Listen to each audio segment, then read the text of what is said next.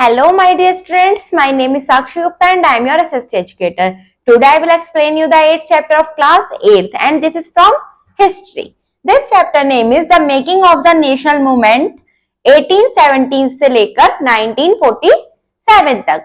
Let's read about some important points.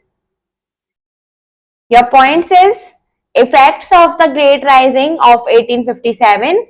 Rise of Indian nationalism 1885 से 1905 तक, the Indian National Congress, the petitioner of moderates, the growth of radical nationalism और extremists जो कि 1905 से लेकर 1930 तक था, conflicts between the extremists and the moderates, the national movement, policy of repression and reform of the British government, Gandhirian era, the Rowlatt Act, the Jallianwala Bagh massacre, the Simon Commission, the Lahore Session, the Swaraj Party, the Revolutionary Movement, Civil Disobedience Movement, the Government of India Act 1935, the Cripps Mission, Quit India Movement, the Cabinet Mission or Freedom and Partition. Next, now it's time to turn up. Your first question is who is shown in the picture. यानी इस picture में आपको कौन दिखाया जा रहा है? तो correct answer is Mahatma Gandhi.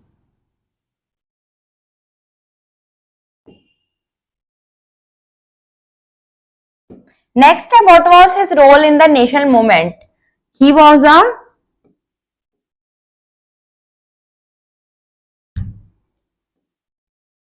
leader. ये उसमें नेता थे. Let's start with introduction. The revolt of 1857 coupled with the social religious reformers encouraged the rapid growth of political consensus among people. So with the growth, political and national consensus, a different kind of movement began to take shape very gradually. This took the form of countrywide design and struggle for freedom and independence and ultimately led to the formation of the Indian National Congress in 1885. जो 1857 का विद्रोह हुआ था उसमें सामाजिक धार्मिक सुधारकों के साथ साथ कुछ अलग पॉलिटिकल या राष्ट्रीय चेतना विकास या फिर कुछ और भी लोगों में क्या कर रहे थे, ग्रो कर रहे थे. इसके साथ साथ एक जो मूवमेंट था या जो और भी पॉलिटिकल और नेशनल कंसेंसस थे वो भी आकार में आ रहे थे. इससे क्या हुआ, जो कंट्री थी उसमें पूरी तरफ डिजायर स्ट्रगल फैल गया अपनी आजादी के लिए, इंडिपेंडेंस के लिए. और इससे क्या हुआ, इससे इंडियन नेशनल कांग्रेस के 1885 में नींव रखी गई. Effects of the great rising of 1857 यानी 1857 का जो विद्रोह हुआ उसके क्या प्रभाव पड़े. Foreign rule. British rule was a foreign rule. The British held India to promote their own interests. The ruler subordinates the welfare of India to British gain. The national movement arose a protest against the anti-Indian policies pursued by the British government in India, with the exception of certain sections among Indians, for example, the prince and the landlords. The Indian people had no sympathy for the British rule. अगर हम बात करें British rule की, तो जो British rule था वो क्या था, एक विदेशी रूल था. तो जो ब्रिटिश था उसने इंडिया को अपने इंटरेस्ट के लिए अपने पास रखा और जो शासक थे वो क्या थे, उनसे लाभ कमाने के लिए अंग्रेजों ने उसको वेलफेयर किया. जो नेशनल मूवमेंट था वो भी एंटी नेशनल पॉलिसीज के साथ शुरू हुआ जो कि ब्रिटिश गवर्नमेंट ने भारत में की. कुछ लोगों को छोड़कर, जैसे कि प्रिंस और लैंडलॉर्ड्स को छोड़कर जो इंडियन पीपल थे उनमें अंग्रेजों के लिए कोई सहानुभूति नहीं थी. Economic backwardness. The English rule became the major cause of India's economic backwardness. The British government did not encourage Indian study or agriculture growth. Their interest demanded the continuance of India as a market for British goods. This led to the decline of rural and urban handicrafts, the decay of agriculture, the empowerment of peasantry, and unemployment of large sections of Indian society. Industries established with British capital and owned and controlled by the British along were allowed to develop freely. The capitals and the industrialists in India were discontent. The attitude of government was unsympathetic and discouraging. Indian wealth was being sent to England. The famine caused a big loss of life and property due to poor relief measures and lack of any family policy. The government supported the foreign capitalists, the zamindars and the money lenders as props to the British power. जो अंग्रेजों का शासक था वो main उद्देश्य था कि भारत जो इकोनॉमिक रूप से पिछड़ा रहा, जो ब्रिटिश गवर्नमेंट थी वो नहीं उसने इंडियन इंडस्ट्री को या फिर एग्रीकल्चर ग्रोथ को इनकरेज नहीं किया। उनका जो इंटरेस्ट था वो किसमें था, भारत के लिए लगातार भारत में बढ़ती हुई लगातार अंग्रेजी सामान की डिमांड पर। उन्होंने क्या किया, रूरल और अर्बन हैंडीक्राफ्ट को खत्म कर दिया, एग्रीकल्चर को डीके कर दिया, पीजेंट्री को एम्पावरमेंट कर दिया, और जो लार्ज सेक्शन थे इंडियन सोसाइटी को उनको बेरोजगार कर दिया। जो इंडस्ट्री थी वो ब्रिटिश शासन द्वारा एस्टेब्लिश की जाने लगी और उनके द्वारा ही उन पर नियंत्रण किया जाने लगा। जो कैपिटलिस्ट थे या इंडस्ट्रियलिस्ट थे भारत में वो क्या हो गए, डिसकंटिनेंट हो गए। और जो एटीट्यूड था एक गवर्नमेंट का वो भी बिना सहानुभूति वाला था और साहस बिना था। इंडियन वेल्थ जो थी वो क्या, जो इंडियन की धन संपदा थी वो इंग्लैंड भेजी जा रही थी। और जो फेमिनिस्ट थे उनको क्या हुआ, बहुत ज्यादा लाइफ का लॉस होने लगा, प्रॉपर्टी का लॉस होने लगा, क्योंकि जो मीसियोर था वो बहुत ज्यादा पुअर होने लगा। जो गवर्नमेंट थी उसको फॉरेन कैपिटलिस्ट की तरफ से सपोर्ट किया जाता था। जो जमींदार थे, मनी लैंडर्स थे, उनको भी ब्रिटिश पावर को प्रयुक्त रूप में इस्तेमाल किया जाता था। Discontent among the educated classes, the educated young men were equally discontent. They suffered from growing unemployment. Most of the better paid jobs were reserved for the English. They believed the freedom for foreign control could alone provide them with better employment opportunities. The British were more inclined to give them power and responsibility. They were systematically deprived of the opportunity to compete in the competition for requirement to Indian civil service held in London. जो educated young man थे वो भी सभी की तरह ही असंतोष थे, क्योंकि क्या हुआ, उन्होंने जो अनएम्प्लॉयड दिन ब दिन ग्रो कर रही थी, ज्यादातर जो बेटर जॉब्स थी वो किसके लिए रिजर्व थी, वो इंग्लिश यानी अंग्रेजों के लिए आरक्षित थी। वो बिलीव करते थे, वो विश्वास रखते थे कि अगर हमें फॉरेन यानी कि विदेशी नियंत्रण से आजादी मिल जाएगी तो वो बेटर एम्प्लॉयमेंट की अपॉर्चुनिटीज को प्रोवाइड करेंगे। और जो ब्रिटिश थे उनके पास क्या थी, पावर और रेस्पॉन्सिबिलिटी की बहुत ज्यादा कमी थी। वो किसी भी काम को सिस्टमैटिकली डिप्रीव्ड या अपॉर्चुनिटी को कंपटीशन करने के लिए इंडियन सिविल सर्विस उन्होंने कहा हेल्ड किया, लंदन में। Impact of western thoughts and education, the introduction of western education was an important factor for the growth of the national movements. Indian got a chance to study Western literature and history. The works of European writers like Voltaire, Rousseau and Milton had a great impact on the Indians. जो introduction हुआ western education का वो एक important factor था national movement की growth के लिए। Indian भारतीयों को मौका दिया गया कि वो वेस्टर्न लिटरेचर को, वेस्टर्न इतिहास को अध्ययन करें। और जो वर्क था यूरोपियन राइटर का, जैसे कि रूसो हुए, मिल्टन हुए, उन्होंने भारतीयों पर एक अच्छा प्रभाव डाला। English as a unifying force. English language became a medium for the spread of modern ideas and for communication among the educated Indians from different parts of the country. They could now mix with each other and exchange throughout thought and ideas. The language barriers were wiped out with the knowledge of English becoming common to all. जो English language थी वो क्या बन गई, वहां पर modern ideas और communication को एजुकेटेड इंडियन के बीच में कम्युनिकेशन के एक साधन बन गई देश के कुछ हिस्सों में। उन्होंने क्या किया, अपने आइडियाज को, अपने थॉट को एक दूसरे के साथ मिक्स करने के लिए इसका प्रयोग किया। और जो लैंग्वेज बैरियर थे वो भी वाइप्ड आउट हो गए, नॉलेज थे किसकी, अंग्रेजों की। Role of the press and literature, the press spread the message of patriotism and, जो प्रेस थी उसने देशभक्ति का मैसेज फैलाया। Created an all Indian conscious, और जितने भी भारतीय थे उन सभी को कॉन्शियस किया। A number of Indian newspapers appeared during this period. जो इंडियन न्यूज़पेपर थे वो भी उस युग की अवधि के दौरान दिखाई देने लगे। They satirized the wrong policies of the government and brought their true nature in front of the people. उन्होंने जो गवर्नमेंट की रॉन्ग पॉलिसीज थी उनको क्रिटिसाइज किया और जो उनका नेचर था उसको भारत के लोगों के सामने लाया। Some of the prominent nationalist newspaper of the period were the, कुछ न्यूज़पेपर जो उस टाइम पर थे वो क्या थे, अमृत बाजार पत्रिका, the Hindu, the Kesari, the Maratha और the ट्रिबन। National literature in the form of fiction, essay and patriotic poetry played an important role in arousing national consciousness and feeling of self-confidence and bringing an awareness of contemporary problems. जो national literature था, चाहे वो fiction के रूप में हो, एस्से के रूप में हो या फिर किसी देशभक्ति कविता के रूप में हो, उसने एक महत्वपूर्ण भूमिका निभाई नेशनल कंसेंसस में और सेल्फ कॉन्फिडेंस की फीलिंग में। उसने लोगों के सामने जो समकालीन समस्याएं चल रही थी उनको जागरूक किया। Among the great Indian scholars, जो ग्रेट इंडियन विद्वान थे या फिर राइटर्स लेखक थे, जैसे कि बंकिम चंद्र चटर्जी, रविंद्रनाथ टैगोर, भारतेंदु हरिश्चंद्र या Subramaniam Bharti. The large number of historical works written by Indian scholars brought to the people and story to glorious past। जो large number में historical work हुआ, जो इंडियन स्कॉलर्स द्वारा लिखा गया, उससे लोगों को क्या हुआ, उन्हें अपने ग्लोरियस पास्ट की हिस्ट्री पता चली। Administrative and political unity of the country. India was unified country under the British rule as one political unit. The British introduced a uniform system of administration throughout the country.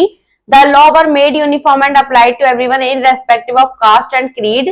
India's economic life in different parts of the country was interlinked. Modern trade and industries that began to develop in India in second half of 19th century were also great unifying factors. Working together in factories created a sense of solidarity and unity. The introduction of railway, telegraph and postal system brought different parts of the country together. This was because of the existence of foreign rule which acted as a unifying factor. जो भारत था वो एक unified country बन गया अंग्रेजों के शासन के अंतर्गत, और जो ब्रिटिश थे यानी जो अंग्रेज थे उन्होंने एक यूनिफॉर्म सिस्टम एडमिनिस्ट्रेशन के लिए पूरे भारत में, पूरे देश में एक यूनिफॉर्म सिस्टम को इंट्रोड्यूस कराया। जो लॉ उन्होंने बनाए यूनिफॉर्म को लेकर वो हर किसी पर अप्लाई होने लगे उनके धर्म और पंथ को देखकर। जो इंडिया की आर्थिक जीवन था अलग अलग देश के अलग अलग हिस्सों में वो इंटरलिंक्ड होने लगा। जो मॉडर्न ट्रेड थे, इंडस्ट्री थे, वो भी भारत के 19वीं सदी में डेवलप्ड होने लगे और बहुत ज्यादा यूनिफाइंग फैक्टर पर पहुंच गए। जो एक साथ काम करना फैक्ट्री में जो था वो क्या हुआ, एक सेंस हुआ, उससे एकता आई।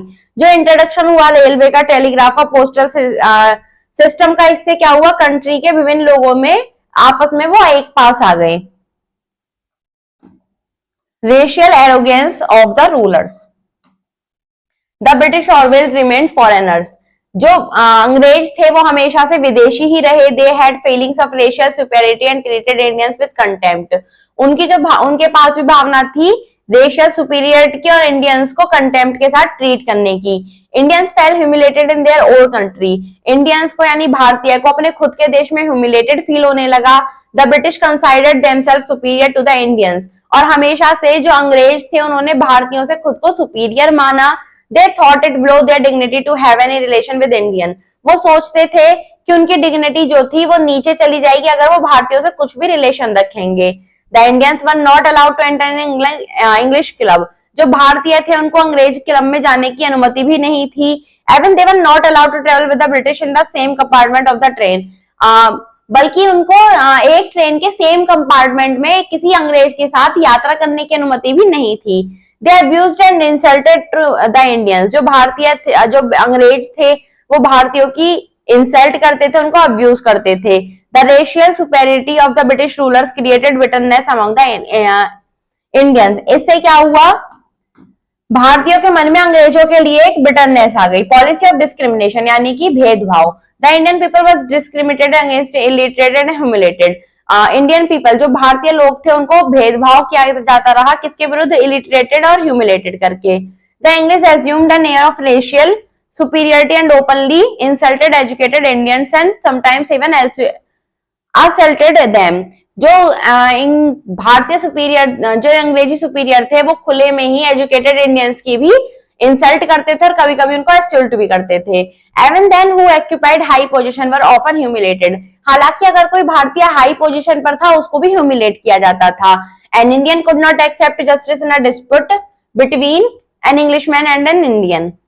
इससे क्या होने लगा, इंडिया जो भारतीय थे उन्होंने ये एक स्वीकार नहीं किया और उन्होंने एक झगड़े में यानी एक बहस के तहत न्याय मांगा इंग्लिशमैन और इंडियन के बीच में। द इंग्लिश जज often let off the Europeans who were found guilty of serious crimes with a small fine.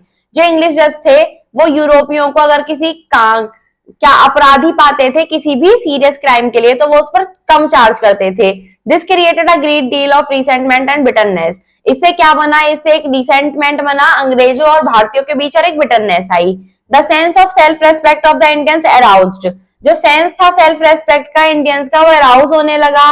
Every section of India was now convinced that the foreign rule was against the interest of the people and rise of nationalism in India. इससे क्या हुआ, भारत का जितना भी हिस्सा था वो convinced हो गया कि जो फॉरेन रूल है उसके विरुद्ध लोगों में राष्ट्रवाद की भावना का उदय होने लगा। नेक्स्ट देखते हैं infobits. The Indians were not appointed to high post even when Surendra Nath Banerjee pass the ICS examination, he was removed from the office. Next है हमारा राइज ऑफ इंडियन नेशनलिज्म, यानी कि भारतीय राष्ट्रवाद का उदय। From the second quarter of the 19th century, Indian had begun to for themselves into association for promoting their interest। लगभग 19th century में दूसरे क्वार्टर में जो इंडिया था या जो भारत था उसने खुद को एसोसिएट किया, अपने इंटरेस्ट को प्रमोट किया। The first political association to be formed by the Indians by the British Indian association. जो फर्स्ट पॉलिटिकल एसोसिएशन था वो इंडियंस द्वारा फॉर्म्ड किया गया ब्रिटिश इंडियन एसोसिएशन में। It was formed by Surendra Nath Banerjee in 1851 at Calcutta. ये सुरेंद्र नाथ बनर्जी ने 1851 में कलकत्ता में फॉर्म किया। He was a brilliant scholar, वो क्या थे, एक विद्वान थे, एक वकील थे और एक ऑर्गेनाइजर थे। He was the first Indian to pass the Indian civil service examination. ये पहले ऐसे भारतीय थे जिन्होंने Indian civil service examination pass की, but was dismissed on philanthropic grounds, लेकिन उनको फिलेंथ्रोपिक ग्राउंड पर डिसमिस्ड कर दिया गया। He took to politics and in 1876 founded the Indian Association। इन्होंने क्या किया, ये इन्होंने राजनीति में आए और 1876 में एक इंडियन एसोसिएशन की स्थापना की। The association organized demonstration of peasant and the workers in British owned tea plantation। ये जो संगठन था ये क्या करता था, पीसेंट का डिमॉन्स्ट्रेशन करता था और जो वर्कर्स ब्रिटिश के द्वारा काम करते थे टी प्लांटेशन में उनका। इन 1883 में Surendra Nath Banerjee set up the first all India political organisation and organised an all India national conference at Calcutta.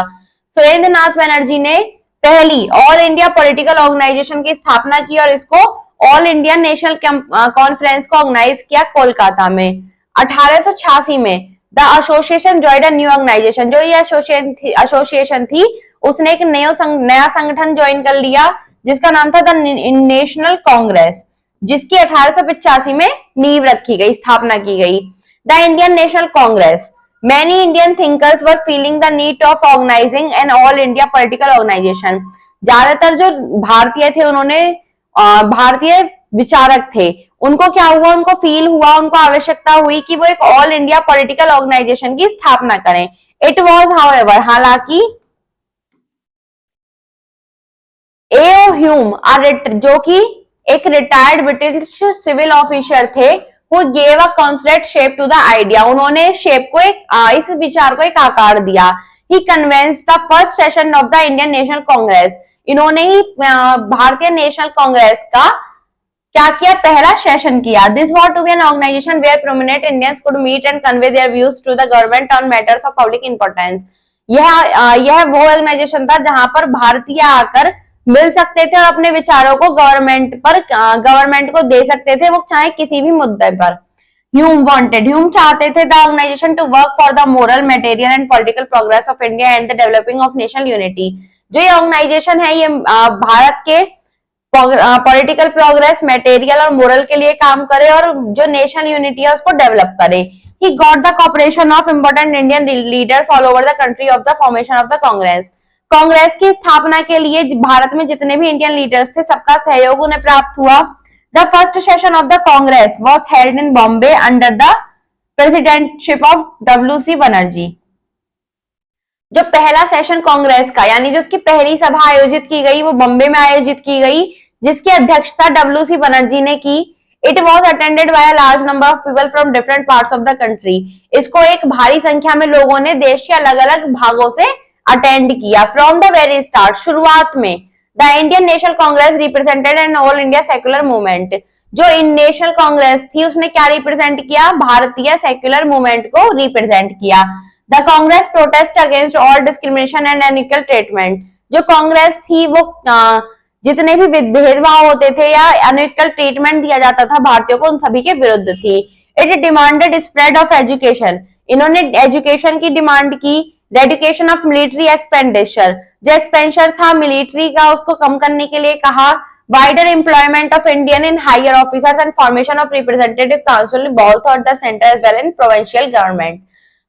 Indian भारतीयों को भी एक अच्छी पोस्ट पर जॉब देने के लिए कहा। It also wanted that the British introduce policy that would help in the growth of Indian industry. वो और ये भी चाहते थे कि जो ब्रिटिश यानी अंग्रेज जिस भी पॉलिसी को इंट्रोड्यूस करते हैं वो भारतीय उद्योग की वृद्धि के लिए भी विकासदायक हो और हैंडीक्राफ्ट के लिए भी। They demanded that the British introduce welfare programme too. उन्होंने डिमांड की कि जो ब्रिटिश हैं उन्हें वेलफेयर प्रोग्राम भी ऑर्गेनाइज करने चाहिए, इंट्रोड्यूस करने चाहिए। नेक्स्ट है द पेटर्निस्ट और moderates. The leaders of the first phase of Congress politics were called moderates because their demands were modest and mild and they wanted to peacefully bring about changes in the constitution of the country. जो leader थे कांग्रेस के पहले चरण के उनको moderates कहा जाता था क्योंकि उनकी जो डिमांड थी वो बहुत ज्यादा मॉडेस्ट थी और माइल्ड थी। वो चाहते थे कि अपने देश के संविधान में शांतिपूर्वक बदलाव लाया जा सके। These were the men of high intellect who were deeply influenced by their western education। वो ये भी चाहते थे कि जो मैन हाई इंटेलेक्ट है जो कि इन्फ्लुएंस्ड है उसके वेस्टर्न एजुकेशन से। For them the Congress was a forum for airing common grievances. उन सभी के लिए कांग्रेस ने क्या किया, एक आयरन कॉमन ग्रीवेंस बनाया which could be communicate to the government for redressal, जो कि कम्युनिकेट कर सके गवर्नमेंट के साथ रिड्रेसल के लिए। इन देयर व्यू उनके विचार से the condition in India could improve remarkably if the government were made aware of them. जो भारतीयों की भारत में कंडीशन थी, स्थिति थी, उसको सुधार किया जा सकता था अगर गवर्नमेंट उसके प्रति जागरूक हो। They did not think in terms of self government। उन्होंने कभी भी सेल्फ गवर्नमेंट के बारे में विचार नहीं किया। Though the moderates had succeeded in getting the Indian Council Act of 1892, but they themselves were dissatisfied। उन्होंने मॉडरेट्स की तरह से इंडियन काउंसिल एक्ट 1892 को सक्सेसफुल गेट कर लिया लेकिन वो खुद असंतोषजनक थे। This was because of the continuing majority of British officers in the council। ऐसा इसलिए हुआ क्योंकि जो मेजॉरिटी थी ब्रिटिश काउंसिल ऑफिशियल की वो काउंसिल में बनी रही। Moreover, इससे ज्यादा जो council did not even have the power to pass a vote of no confidence against the executive. उन्हें एक्सिक्यूटिव के विरुद्ध भी वोट करने का अधिकार नहीं दिया गया। The failure of the moderates led to the rise of extremists। जो फेलियर यानी जो अनसक्सेस थी मॉडरेट्स की उसने एक्सट्रीम्स को लेड कर दिया। Next 10 forbids। The basic objective of the early nationalist leader were to lay the foundation of a secular and democratic national movement, to politicize and politically educate the people, to form the headquarters of the movement, that is to reform an all India leadership group, and to develop and appropriate an anti-colonial nationalist ideology। The leadership of anti-partition movement soon passed to the extremist leader like जो leadership थी anti partition movement के बाद की, तो जो extremist leader थे जैसे कि तिलक, बिपिन चंद्र पाल और Aurobindo Ghosh. The protest by the moderates were proving ineffective. जो प्रोटेस्ट किया गया मॉडरेट्स के द्वारा वो क्या साबित हुआ, इनएफेक्टिव साबित हुआ। The repressive policy of the government led people to the revolutionary policies of aggression, demonstration and strikes. इससे लोगों ने क्या शुरू कर दी, डिमॉन्स्ट्रेशन शुरू कर दिया और स्ट्राइक शुरू कर दी। The government tried to crush the movement. जो गवर्नमेंट थी उसने इस मूवमेंट को क्रश करने की पूरी कोशिश की। The shouting of Vande Mataram in the public streets in Bengal was ban. जो वंदे मातरम था वो बंगाल की गलियों में बोलना बैन कर दिया। Public meetings were also sometimes ban. कभी कभी जो पब्लिक मीटिंग्स थी वो भी बैन कर दी गई। The extremist leader asked people not to cooperate government. जो एक्सट्रीमिस्ट थे उन्होंने जो लीडर्स थे उन्होंने लोगों से मांगा कि वो गवर्नमेंट के साथ कोऑपरेट ना करें। They brought to the forefront the question of Indians freedom. उन्होंने क्या किया, इंडियंस की फ्रीडम के लिए क्वेश्चन शुरू किए। नेक्स्ट है the growth of radical nationalism और एक्सट्रीमिस्ट, यानी 1905 से लेकर 1920 तक। In the Congress, a group of nationalists was unhappy with the method adopted by the leaders of prayers, petitions and resolutions। Congress का जो ग्रुप था नेशनलिस्ट का वो बहुत अनहैप्पी था क्योंकि जो लीडर्स द्वारा मेथड अपनाया जा रहा था प्रेयर का, पेटिशन का और रिजोल्यूशन का, उसके लिए they failed that it was a mild and effective way. वो सोचते थे कि ये एक माइल्ड और इनइफेक्टिव वे है। They called this method as one of political mendicancy. वो इस मेथड को क्या कहते थे? Political mendicancy. They believed that the reformers would not be secured by talk but by action. वो सोचते थे कि जो सुधारक हैं वो अपने शब्दों द्वारा सिक्योर नहीं है बल्कि अपने कर्म द्वारा सिक्योर्ड हैं। The feeling grew that the British should be pressurized rather than coaxed. जो भावना थी वो ग्रू होने लगी कि जो ब्रिटिश है वो प्रेशराइज्ड किए जाने लगे। The appeal for constitutional concession, जो अपील थी कॉन्स्टिट्यूशनल कंसेशन के लिए, इट वॉज थॉट, उन्होंने सोचा, should not be replaced by demands for Swaraj, अब उसको बदलकर स्वराज की डिमांड की जाए। Under the leadership of Bal Gangadhar Tilak they become vocal in their criticism. Bal Gangadhar तिलक की लीडरशिप के अंतर्गत वो क्या बन गए? उनके क्रिटिसाइज में वोकल बन गए। The ineffectiveness of moderate policies led thus to the rise of extremists. They emphasized sacrifice and suffering for the cause of the motherland. उन्होंने अपनी मातृभूमि के लिए क्या किया? त्याग और बलिदान दिया। The most outstanding leaders, जो most outstanding लीडर थे, बाल गंगाधर तिलक, बिपिन चंद्र पाल, लाला लाजपत राय, जिनको लाल बाल पाल भी कहा जाता है, and Aurobindo Ghosh, they came to be known as extremist, उनको एक्सट्रीमिस्ट से जाना लगा। They adopted radical measure to fight the government, उन्होंने क्या किया? रेडियल मीसियोर्स अपनाया गवर्नमेंट से फाइट करने के लिए। दे वर पैट्रियोटिक कांग्रेसमैन, वो देशभक्ति के कांग्रेसमैन थे। When the moderates were in the forefront of action, जब उनके एक्शन में मॉडरेट्स आने लगा। This extremist had maintained a low profile, तो ये जो एक्सट्रीमिस्ट थे उन्होंने एक लो प्रोफाइल मेंटेन किया। इन 1907 में an attempt was made on the life of lieutenant governor of Bengal, उन्होंने क्या किया? जो लेफ्टिनेंट गवर्नर के बंगाल की लाइफ थी उसको अटेम्प्ट किया। इन 1908 और 1908 में खुदीराम बोस और Prafulla Chaki through a bomb, उन्होंने एक बॉम्ब फेंका at the carriage of an unpopular जज एट मुजफ्फरनगर, एक अनप्रसिद्ध जज जो कि मुजफ्फरनगर के थे उनके कैरेज पर। मैनी पीपल वर अरेस्टेड, इसमें बहुत सारे लोग जेल चले गए। Aurobindo Ghosh who was among the people arrested however gave up all political activities and become a saint and settled down in Puducherry. इन सभी लोगों में अरविंद घोष भी एक थे जो अरेस्ट हुए, हालांकि उन्होंने जितनी भी पॉलिटिकल एक्टिविटीज थी उनसे गिव अप कर दिया और एक संत बन गए और पुडुचेरी में जाकर रहने लगे। इन 1912 और 1912 में bomb was thrown by the revolutionary led by Rash Behari Bose at viceroy Lord Hardinge when he was riding on an elephant in a state procession in the Delhi. एक बॉम्ब दोबारा से फेंका गया जो कि रास बहेरी बॉस द्वारा फेंका गया लॉर्ड वॉरिंगटन बायसराय पर, जब वो एक एलिफेंट पर राइडिंग कर रहे थे। द बायसराय वाज वाउंडेड, जो बायसराय थे वो वाउंडेड हो गए थे। Indian revolutionary movement was active, और यूरोप में इंडियन रिवॉल्यूशनरी मूवमेंट शुरू हो गया। In London the movement was organised by Shyamji Krishna Varma, London में ये जो ऑर्गेनाइज किया गया वो श्यामजी वर्मा, बीडी सावरकर और हरदयाल द्वारा शुरू किया गया। अजीत सिंह और भिकाजी ये क्या थे? ये भी यूरोप के पार्ट्स में एक्टिव थे। नेक्स्ट आता है conflicts between the extremes and the moderates. The moderates and the extremists differed in their outlook and policies. The moderate were opposed in and all other struggles against the British. जो moderate थे वो British के खिलाफ जितने भी struggle थे उन सब में विरुद्ध थे। Their differences were growing. उनके जो डिफरेंस थे ग्रोइंग के, दादा भाई नौरोजी जिसमें कि लीडर थे was elected, उनको इलेक्ट किया गया कलकत्ता सेशन के लिए कांग्रेस की तरफ से 1906 में। He tried to make both the group agree to certain common policies. उन्होंने पूरी कोशिश की कि वो ग्रुप बनाएंगे जितनी भी कॉमन पॉलिसीज हैं उनको एग्री करने के लिए। The Congress under his leadership declared the Swaraj or lies on government which prevailed in the self-governing British colonies was at goal. जो कांग्रेस थी उनकी अध्यक्षता में उन्होंने खुद को स्वराज घोषित कर दिया। The resolution marked the great advance in the attitude of the Congress. और जो resolution था वो भी एक great advance marked हुआ। The extremists and the moderates could not pull on together for long. और जो एक्सट्रीमिस्ट थे और जो मॉडरेट्स थे वो खुद को नहीं पुल ऑफ करने लगे। There was an open conflict. ये एक ओपन कन्फ्लिक्ट था अगले साल कांग्रेस सेशन के लिए जो कि सूरत में हुआ, और जितने भी मेथड थे उनको अटेम्प्ट किया गया। The two groups functioned separately.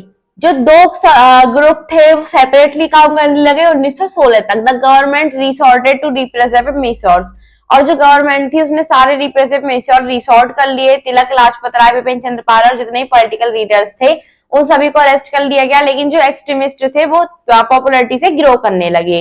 Next आया the national movement, the partition of Bengal 1905। Lord Curzon came to India as governor general and viceroy in 1905। Lord Curzon जो थे वो भारत के वायसराय और गवर्नर जनरल बनकर 1905 में भारत आए थे। His unsympathetic attitude and reactionary policies made him unpopular with the political leaders. इनकी जो unsympathetic attitude था, reactionary policies थी, उन्होंने क्या किया, इनको पॉलिटिकल लीडर्स के बीच में अनपॉपुलर कर दिया। इन 1905 और 1905 में he announced the partition of Bengal and with this the national movement entered in second stage. इन्होंने क्या किया, बंगाल का पार्टीशन अनाउंस कर दिया। इससे क्या हुआ, जो नेशनल मूवमेंट था वो सेकंड स्टेज में एंटर कर गया। According to an order issued in 1905, जो एक ऑर्डर इशू हुआ 1905 में, the province of Bengal was to be divided into two parts.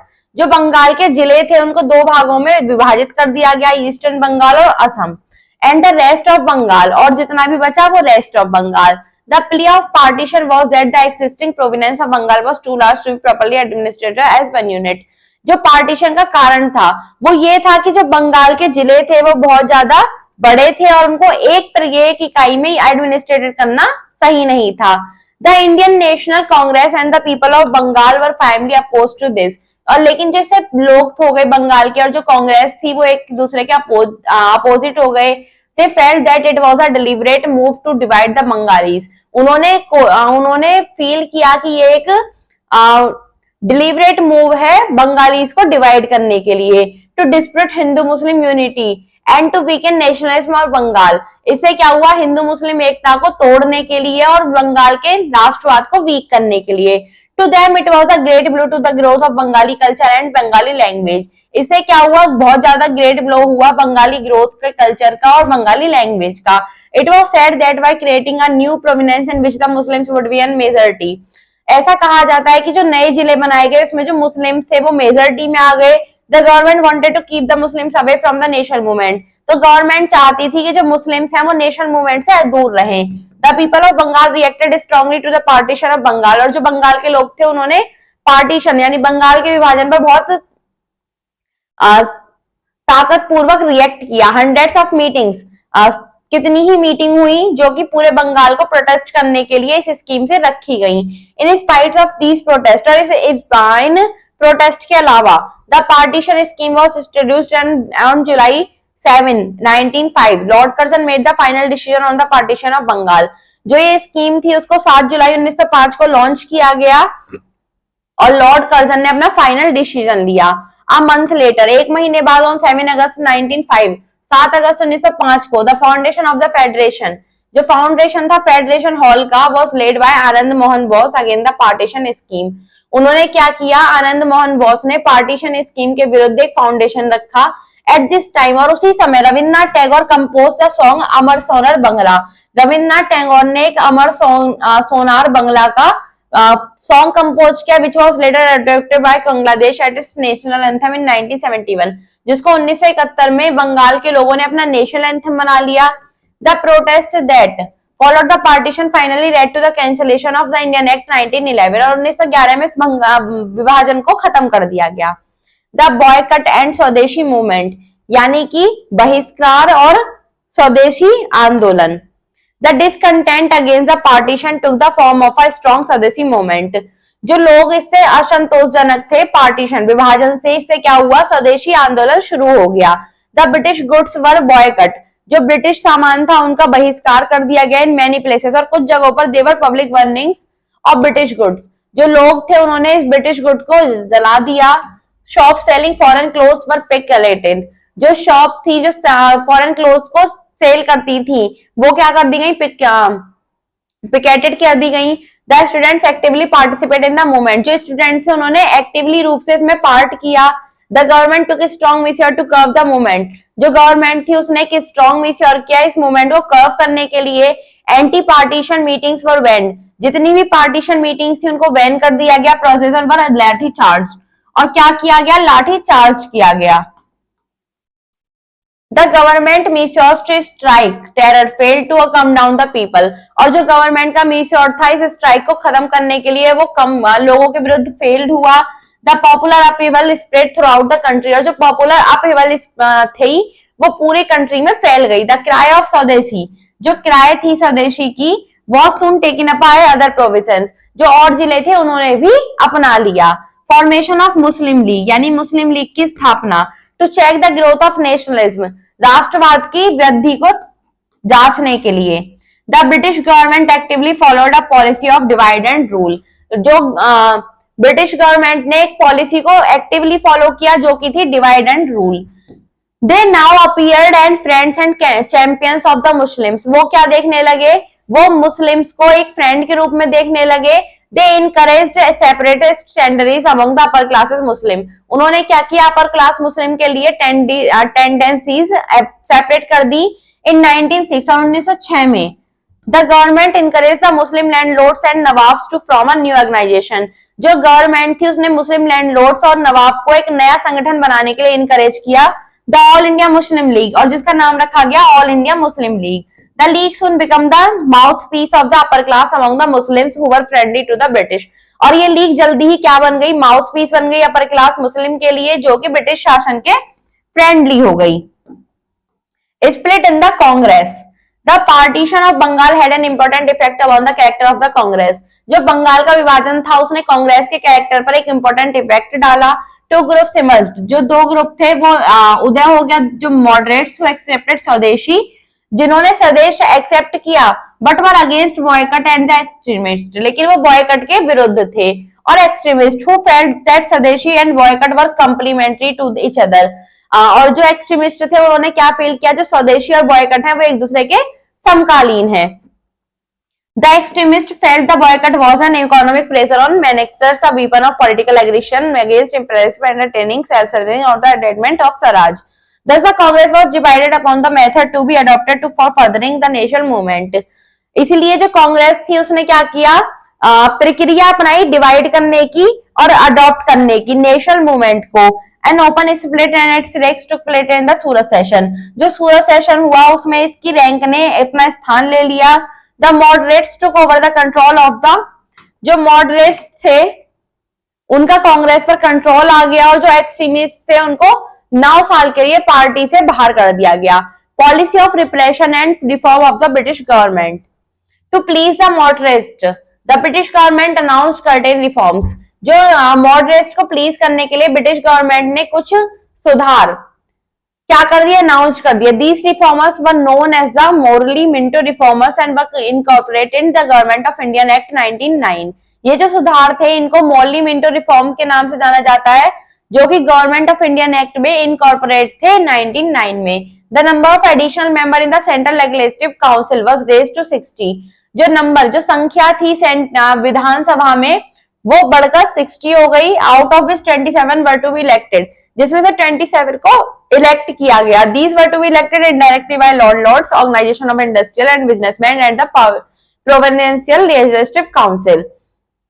इनको जो इलेक्टेड किया गया वो किसके द्वारा, लैंडलॉर्ड्स, ऑर्गेनाइजेशन ऑफ इंडस्ट्रियलिस्ट और बिजनेसमैन के द्वारा इनको इलेक्ट किया गया। The number of members to be provincial council was also increased to 50। इसके बाद में नंबर की संख्या बढ़कर 50 हो गई। The number of elected members was less than half, इसमें जो इलेक्टेड मेंबर्स की संख्या थी वो हाफ हो गई।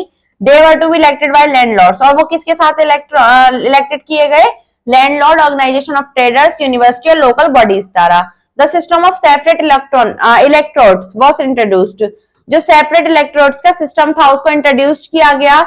The Muslim were grouped in separate constituency from which Muslims alone could be elected, जो मुस्लिम्स का ग्रुप था उसको सेपरेट कर दिया गया। It was a move it accord to the policy of divide and rule, जो कि मूव था पॉलिसी के accord divide and rule, and of keeping away the Muslim from national movement, और मुस्लिम नेशनल मूवमेंट से Muslims को दूर रखा गया। The policy greatly harm the task of Hindu Muslim unity, जो ये पॉलिसी थी उसको बहुत ज्यादा हार्म हुआ हिंदू मुस्लिम यूनिटी से। The council had no real powers and were not popularly elected, जो काउंसिल थी उसके पास कोई शक्ति नहीं थी, उसको पॉपुलरली इलेक्टेड भी नहीं किया जा सकता था। The reforms gave some satisfaction to the moderate but were condemned as wholly elected by the extremist, जो रिफॉर्म जो सुधार थे इनने कुछ सेटिस्फेक्शन दिया मॉडरेट्स को, लेकिन वो कंडम्ड था। The dissatisfaction and frustration led to the growth of revolutionary movement in Bengal. जो dissatisfaction था या फिर जो frustration थी, उससे क्या हुआ, रिवोल्यूशनरी मूवमेंट को बंगाल में वृद्धि होने लगी और पंजाब में, महाराष्ट्र में। There were a number of cases of violence against the British officer, वहां पर भारी संख्या में हिंसा के केस आने लगे ब्रिटिश ऑफिसर्स के खिलाफ। The Morley Minto reformers through the British intensified their policy of repressing the extremists, their simultaneously also tried to pacify the motorists through curtain reformers. British incentive की उनकी पॉलिसी के द्वारा उन्होंने लगातार जो मॉडरेट्स थे उनको सुधारकों द्वारा क्या करना शुरू करा, पैसिफाई करना शुरू करा। इन 1909 और 1909 में दे announce the Indian council act, उन्होंने एक इंडियन काउंसिल एक्ट की अनाउंस कर दिया जिसको हम मॉर्ली मिंटो रिफॉर्म के नाम से जानते हैं। The reform were named after Lord Morley, इसका जो नाम है लॉर्ड मॉर्ली के बाद रखा गया। The secretary of state for India and Lord Minto the Indian viceroy, जो कि लॉर्ड मॉर्ली क्या थे, एक सेक्रेटरी थे इंडिया की स्टेट के लिए, और जो लॉर्ड मिंटो थे वो इंडियन वायसराय थे। The worst aspect of the reformers 1909 was as under, जो इसके पहलू थे वो क्या थे, introduction of communism in the body political of India, body political of India में इन्होंने कम्युनिज्म को इंट्रोड्यूस किया।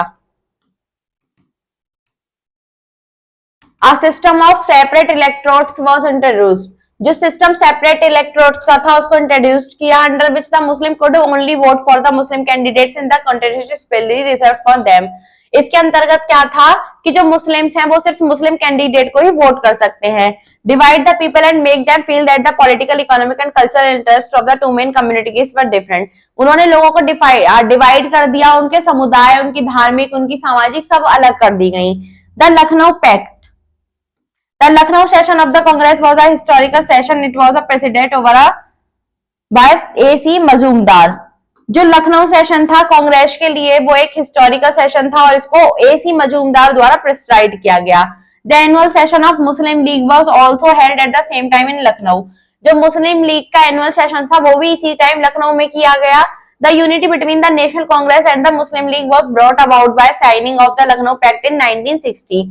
जो यूनिटी थी नेशनल कांग्रेस और मुस्लिम लीग के बीच की, उसने साइन किया लखनऊ पैक्ट को, जो कि 1916 में हुआ। The two organisations put forth a joint scheme for pressing their demands for self government. जो दो ऑर्गेनाइजेशन थे उन्होंने अपनी जॉइंट स्कीम को सेल्फ गवर्नमेंट के आगे रखा। The pact had a wonderful immediate effect but British government was always there to under the effect of unity. जो पैक्ट थी उसने एक वंडरफुल इमीडिएट इफेक्ट को सामने रखा, लेकिन जो ब्रिटिश गवर्नमेंट थी वो हमेशा से उनको क्या करना चाहती थी, यूनिटी को एफर्ट में एंडो करना चाहती थी। The war years were years of intense nationalism and political aggressions. जो ये ईयर्स थे ये इंटेंस ऑफ ईयर बनने लगे टू होम रूल लीग्स। जो दो होम रूल लीग थी वर फॉर्म्ड इन, वो 1915 से 1916 में आई, one under the leadership of Lokmanya Tilak, जिसमें से एक को लोकमान्य तिलक के अंतर्गत अध्यक्षता की गई और दूसरे की मिसेस एनी बेसेंट द्वारा अध्यक्षता की गई। These two leagues carried on propaganda all over the country in favor of the demand for the grant of home rule or self government of to India after the war. इससे क्या इन्होंने क्या demand की, इन्होंने self government की या फिर home rule की डिमांड की वॉर के बाद। The two league made rapid progress, इन दो लीग ने बहुत ज्यादा रैपिड प्रोग्रेस की और जो होम रूल था वो बहुत ज्यादा पॉपुलर बन गया। मोतीलाल नेहरू और जो सी आर दास थे वर टू अदर ग्रेट लीडर्स, वो इसके अदर दो ग्रेट लीडर्स थे जिन्होंने इस मूवमेंट को ज्वाइन किया। The government took strong measure to crush their movement, जो गवर्नमेंट थी उसने इस मीजर को क्रश करने के लिए मूवमेंट स्टार्ट करे the home rule league. The British rulers declared that they were fighting for democracy and were against the growing missions and disaster. जो ब्रिटिश रूल थे उन्होंने डिक्लेयर किया कि वो उस डेमोक्रेसी के लिए लड़ेंगे।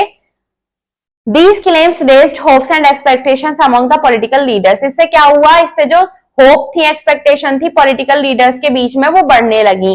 However, हालांकि they were soon disappointed as they felt that these claims lacked sincerity. हालांकि वो बहुत जल्दी क्या हो गए, डिसअपॉइंटेड यानी निराश हो गए। The league had supported the partition of Bengal and oppose the anti partition agitation. जो लीग थी इसने पार्टीशन ऑफ बंगाल को सपोर्ट किया लेकिन एंटी पार्टीशन ऑफ एगिटेशन के अपोज्ड हो गए। The government had succeeded in rousing the feeling of Muslim League against the fear of the Hindu domination and rising power of the Indian National Congress.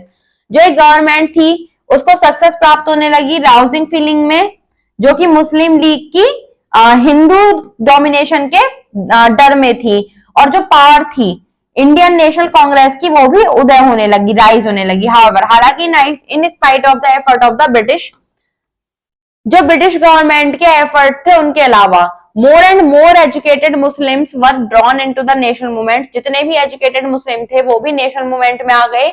इन 1913 और 1913 में the league itself adopted the attainment of self government at its goal. जो ये league थी उसने अपने आप को adopt कर लिया एक सेल्फ गवर्नमेंट के रोल में, as the Congress had done earlier, जो कि कांग्रेस पहले ही कर चुकी थी। नेक्स्ट आते हैं हम Gandhian era. Gandhi was a social reformer. Gandhi ji जो क्या थे, एक समाज सुधारक थे, पॉलिटिशियन, एक राजनेता थे, statesman and a mass leader. He was born on 2 October 1869 at Porbandar in Gujarat. उनका जन्म 2 अक्टूबर 1869 को पोरबंदर गुजरात में हुआ था। He has spent about 22 years in South Africa. उन्होंने लगभग अपनी लाइफ के 22 years 1893 से लेकर 1915 तक साउथ अफ्रीका में व्यतीत किए। There he saw Indians living in Africa being ill treated and humiliated. वहां उन्होंने देखा जो भारतीय लोग हैं जो कि अफ्रीका में रहते हैं उनको इल ट्रीट किया जाता है और ह्यूमिलेट किया जाता है। He had fought for the rights of the Indians. उन्होंने भारतीयों के अधिकार के लिए लड़ाई लड़ी। He returned to India in 1915 और 1915 में वो भारत आ गए। In 1916 और 1916 में he founded the साबरमती आश्रम in Gujarat for all caste and religion to it. उन्होंने साबरमती आश्रम की गुजरात में स्थापना करी जो सभी धर्मों के लिए, सभी जातियों के लिए खुला था। He dominated this Indian politics from 1920 to 1947. उन्होंने अपने आप को भारतीय राजनीति में डाल दिया 1920 से लेकर 1947 तक। So this period is generally called the, और इसी पीरियड को, इसी अवधि को हम क्या कहते हैं, गांधीयन एरा। नेक्स्ट आता है the Rowlatt Act. Throughout the war के समय there was an intense political activity. एक और इंटेंस पॉलिटिकल एक्टिविटी चल रही थी while on the one hand, जहां एक हाथ में the government try to appease Indian leader. जो गवर्नमेंट थी वो क्या कर रही थी, इंडियन लीडर को अपीस करने की कोशिश कर रही थी ऑन द अदर। वहीं दूसरी तरफ it followed a policy of repression. वो क्या कर रहे थे, रिप्रेशन की पॉलिसी को फॉलो कर रहे थे। 100 of people were sent to jail and imprisoned. सैकड़ों की संख्या में जो लोग थे उनको अरेस्ट कर लिया गया और जेल भेज दिया गया। The Montagu Chelmsford report fail to satisfy the people. और जो मॉन्टेगू क्लेमफोर्ड की रिपोर्ट आई उसने क्या किया, लोगों को सेटिस्फाई करने में फेल रहे। To check the growing unrest the government pass the Rowlatt act in spite of the opposition of the elected members of central legislative assembly. जो सेंट्रल लेजिस्लेटिव असेंबली के इलेक्टेड मेंबर्स थे उनका opposition में government ने एक Rowlatt act पास कर दिया इन March 1919। और मार्च 1919 में the Rowlatt act was passed under which the government could arrest anyone without a warrant and imprison him without a trial.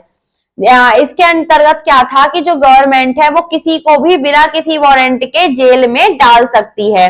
The Rowlatt Act raised a wave of popular indignation. और इस Rowlatt act ने क्या करा, एक popular इंडिगेशन की wave को raise कर दिया।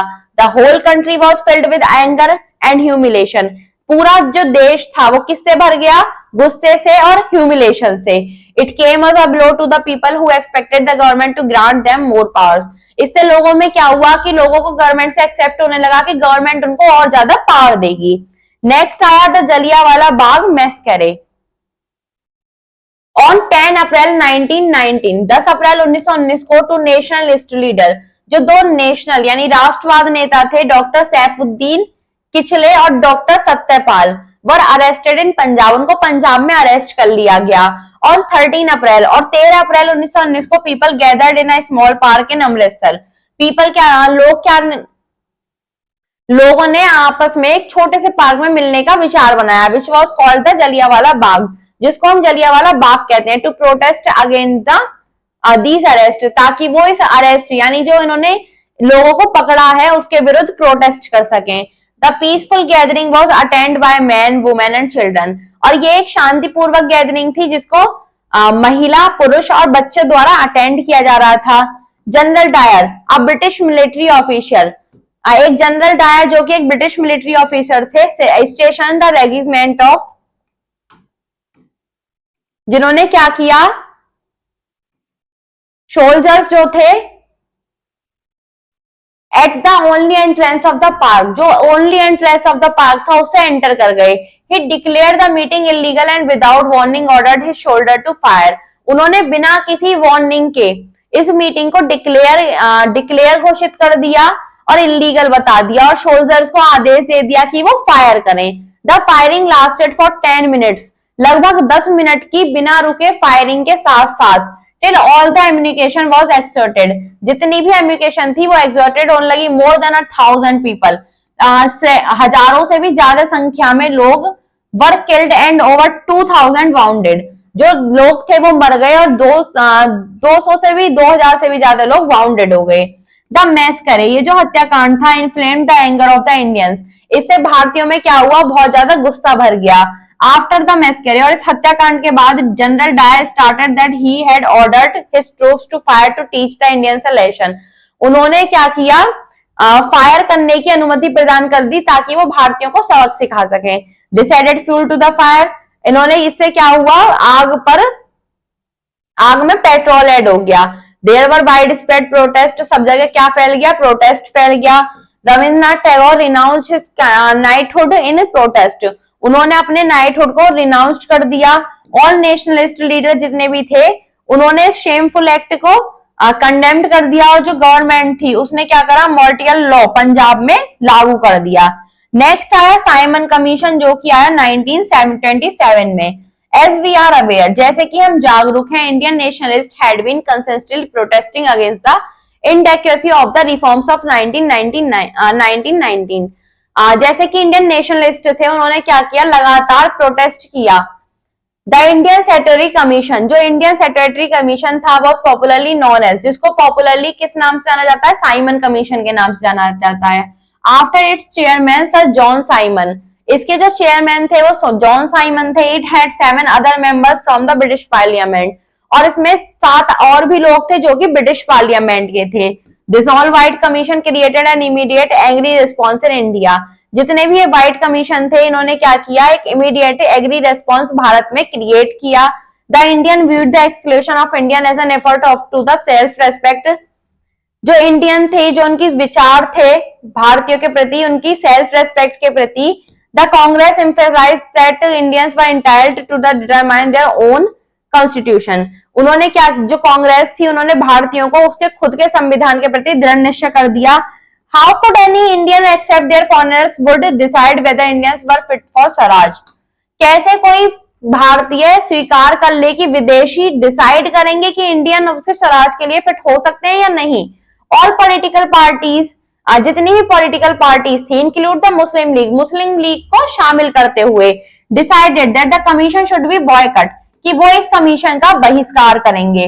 When the commission landed eight Bombay on 3 फरवरी 1928, जब बॉम्बे में इस कमीशन को लैंड किया गया 3 फरवरी 1928 में, all the major cities and towns observed a strike, जितनी भी मेजर सिटीज थे, टाउन थे, उन्होंने क्या की, हड़ताल की।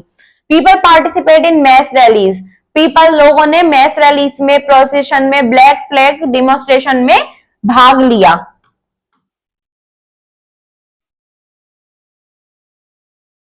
The black flags bore the slogan, और इसमें ब्लैक फ्लैग में क्या स्लोगन लिखा था, साइमन गो बैक, साइमन वापस जाओ। Simon visit provide an opportunity for the restoration of unity between the different communities and political parties, जो साइमन की विजिट थी वो एक अपॉर्चुनिटी प्रोवाइड हुई रिस्टोरेशन के लिए डिफरेंट कम्युनिटीज में और पॉलिटिकल पार्टीज के बीच में। The police clearly tried to suppress these demonstration and respected then popular leaders for lathi charge, जो पुलिस थी उसने क्रूर रूप से क्या किया, ये डिमॉन्स्ट्रेशन शुरू किया और जितने भी पॉपुलर लीडर्स थे उन्होंने लाठीचार्ज किया।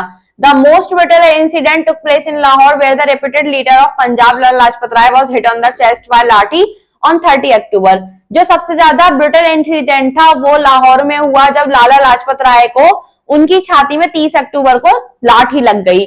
शॉर्टली आफ्टर ऑन 17 नवंबर के बाद में 1928 के बाद में उन्हें एक बड़ी ज्यादा स्कम्बर्ड इंजरीज हो गई। नेक्स्ट है Lala Lajpat Rai, popularly known as the Sher of Punjab. Next है द लाहौर सेशन 1929 में। The death of Lala Lajpat Rai created a state throughout the country The people begin to prepare themselves for a bigger struggle. The Congress and its annual session at Lahore in 1929 passed the famous resolution demanding complete independence or Poorn Swaraj for India under the presidentship of Jawaharlal Nehru in a new atmosphere. To achieve the same, it was decided to launch a civil disobedience movement. It was also decided to celebrate 26 January 1930 as the first Independence Day. Since then, it became a regular practice to celebrate 26 January as Independence Day. Gandhiji again assumed the leadership of the Congress and launched the civil disobedience movement in March 1930. He set out on foot on his historical march from Ahmedabad on to Dandi to defy the unjust salt laws. जो death हुई लाला लाजपत राय की, उससे क्या हुआ, पूरी country में एक stir create हो गया। जो लोग थे उन्होंने अपने आप को एक बहुत बड़े संघर्ष के लिए तैयार करना शुरू कर दिया। और जो कांग्रेस था, जो उनका एनुअल सेशन था लाहौर में 1929 में, इससे एक फेमस रेजोल्यूशन डिमांड को पास किया गया, जिससे क्या हुई, जिसमें क्या मांग की गई, पूर्ण भारत के लिए पूर्ण स्वराज की मांग की गई। और जवाहरलाल नेहरू की अध्यक्षता में ये नए वातावरण के लिए मांग की गई और इसको अचीव करने के लिए डिसाइड किया गया कि जो सविज्ञ अवज्ञा आंदोलन है उसको लॉन्च किया जाएगा। ये भी डिसाइड किया गया कि 26 जनवरी 1930 को फर्स्ट इंडिपेंडेंस डे सेलिब्रेट किया जाएगा और तब से हर 26 जनवरी को इंडिपेंडेंस डे सेलिब्रेट किया जाने लगा।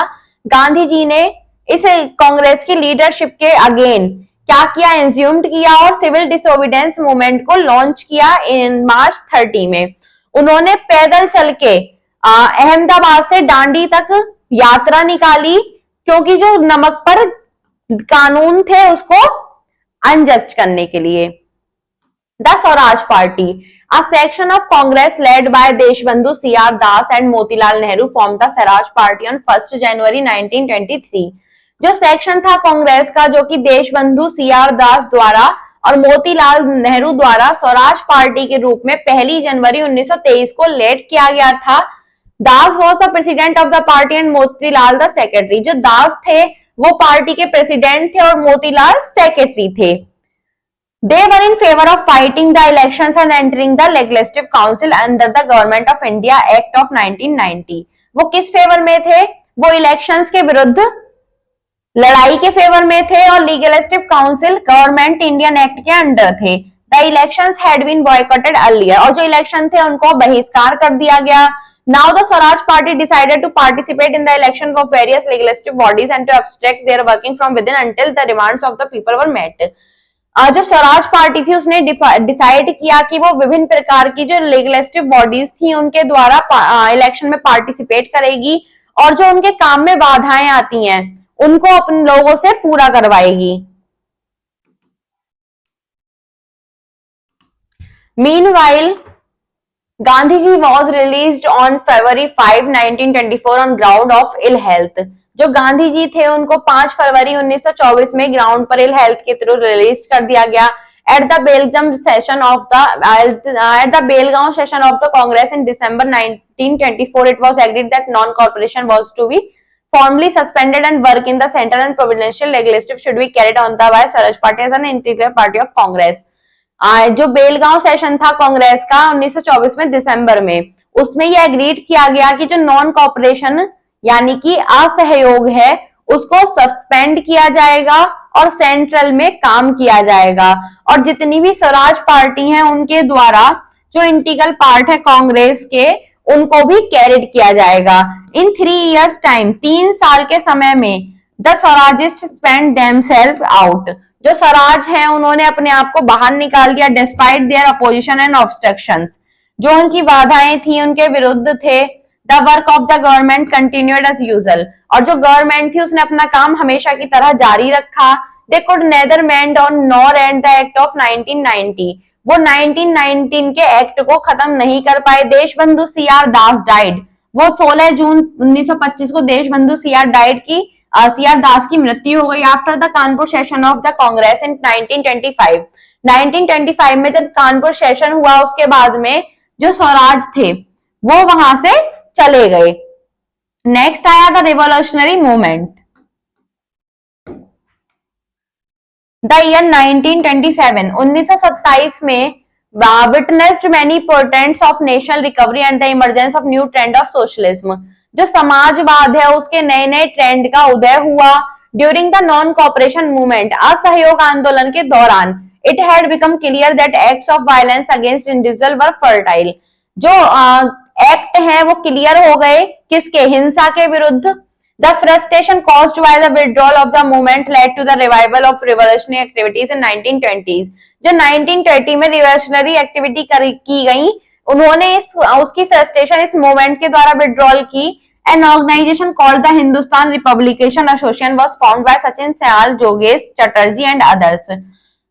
जो एक ऑर्गेनाइजेशन है जिसको हिंदुस्तान रिपब्लिक ऑर्गेनाइजेशन कहा जाता है, उसकी स्थापना सचिन सयाल, योगेश चटर्जी ने और औरों ने की थी। Its aim was to organize an armed revolution to overthrow the British rule।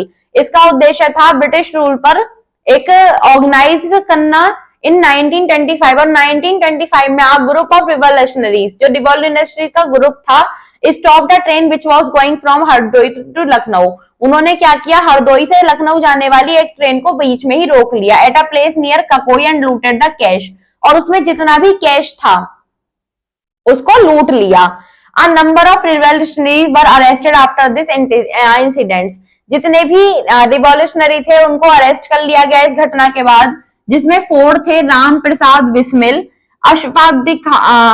Ashfaqulla Khan, Roshan Singh और Rajendra Lahiri. Were sentence to death, one were hanged. जिनको क्या किया, डेथ सेंटेंस, उनको फांसी की सजा सुना दी गई। Chandrashekhar Azad who also belonged to the Hindustan Republic Association escaped arrest। Chandrashekhar Azad जो भी हिंदुस्तान रिपब्लिकन एसोसिएट से बिलोंग करते थे उनको भी अरेस्ट कर लिया गया। He joined hands with other revolutionaries and in 1928 the Hindustan Socialist Republic Army were formed। उन्होंने क्या किया, अदर रिवोल्यूशनरी को ज्वाइन कर लिया जो 1928 में हिंदुस्तान सोशलिस्ट रिपब्लिकन आर्मी की स्थापना की। द मोस्ट प्रोमिनेंट लीडर, जो इनके मोस्ट प्रोमिनेंट लीडर थे इस ऑर्गेनाइजेशन के, वो कौन थे, Bhagat Singh. Several communist leader like Muzaffar दंग, मिराज का Joglekar, P C Joshi and 2 British communist Ben Bradley and Philip सेस्ट्रेट। ये क्या थे, ये भी अरेस्ट कर लिए गए और उनको मेरठ जेल में डाल दिया गया। द ट्रायल नोन एज, और इस ट्रायल को किस नाम से जाना जाता है, मेरठ काइसपरी केस के नाम से जाना जाता है, जो कि मार्च 1929 में शुरू हो गया और लगभग 4 साल से चला। The accused received long term sentence। On April 8, 1929, Bhagat Singh and Batukeshwar Dutt exploded 2 bombs on the floor of the Central Legislative Assembly। जो भगत सिंह है और बटुकेश्वर हैं, उन्होंने 2 बम सेंट्रल लेजिस्लेटिव असेंबली के फ्लोर पर फेंक दिए। They also threw leaflets in the hall stating an individual could be killed but not ideas। उन्होंने क्या फेंका, उन्होंने लीफलेट्स भी फेंका हॉल की स्टेटिंग पर, लेकिन उन दोनों को आइडिया नहीं था कि इसमें कितने लोग मारे, कोई मारा भी जा सकता है। They made no attempt to escape, उनका एस्केप का कोई अटेम्प्ट नहीं था, but stood there rising to slogan, लेकिन उन्होंने एक स्लोगन भी बोला, इंकलाब जिंदाबाद। शॉर्टली आफ्टर दिस इंसिडेंट, इस इंसिडेंट के कुछ समय बाद ही the police discovered bomb factories at Lahore and Saharanpur. जो पुलिस थी उसने लाहौर और सहारनपुर में बम बनाने वाली फैक्ट्रीज को डिस्कवर कर लिया। नेक्स्ट है infobits. The old revolutionary society Anushrian and Yugantar were revived in UP and all India organization was set up under the name of Hindustan Republican Association। Soon afterwards, all active members of the Hindustan Republic Socialist Association, of which Bhagat Singh was also a member, were arrested। जो all active members थे Hindustan Republic socialist association के, जिसमें भगत सिंह भी एक थे, उन सभी को अरेस्ट कर लिया गया। The Lahore conspiracy case was instituted against them, और उनके विरुद्ध लाहौर कॉन्स्पिरेसी केस चलाया गया। Bhagat Singh, Sukhdev, Rajguru were sentenced to death and hanged on 23 मार्च 1931। उनको मृत्यु की सजा सुना दी गई और उनको फांसी दे दी गई 23 मार्च 1931 में। The whole nation mourn for these brave heroes. जो पूरा विश्व है वो इनके लिए, उन्होंने इन ब्रेव हीरोज के लिए मौन रखा। The death of the one revolutionary Jatin Das on the 64th day of his hunger strike shocked the country. जो डेथ हुई जतिन दास की 64 डे पर अपनी भूख हड़ताल के बाद, उससे पूरा देश शोक में आ गया। Chandrashekhar Azad was killed in an encounter with the police near Allahabad. जो चंद्रशेखर आजाद थे उनकी एनकाउंटर में डेथ कर दी गई, जो कि इलाहाबाद के पास वाली पुलिस के द्वारा। Bengal too was the scene of revolutionary activity. Bengal भी एक रिवॉल्यूशनरी एक्टिविटी का सीन बन गया। The most famous was Surya Sen, जिसमें जो सबसे ज्यादा फेमस थे वो कौन थे? Surya Sen. Who organised the Chittagong army raid in April 1930। He was added by others like Ganesh Ghosh. उन्होंने और लोगों को भी ऐड कर लिया, जैसे कि गणेश घोष, लोकनाथ पॉल। उसमें many women also participate in such activities। बहुत सारी महिलाओं ने भी इन गतिविधियों में भाग लिया।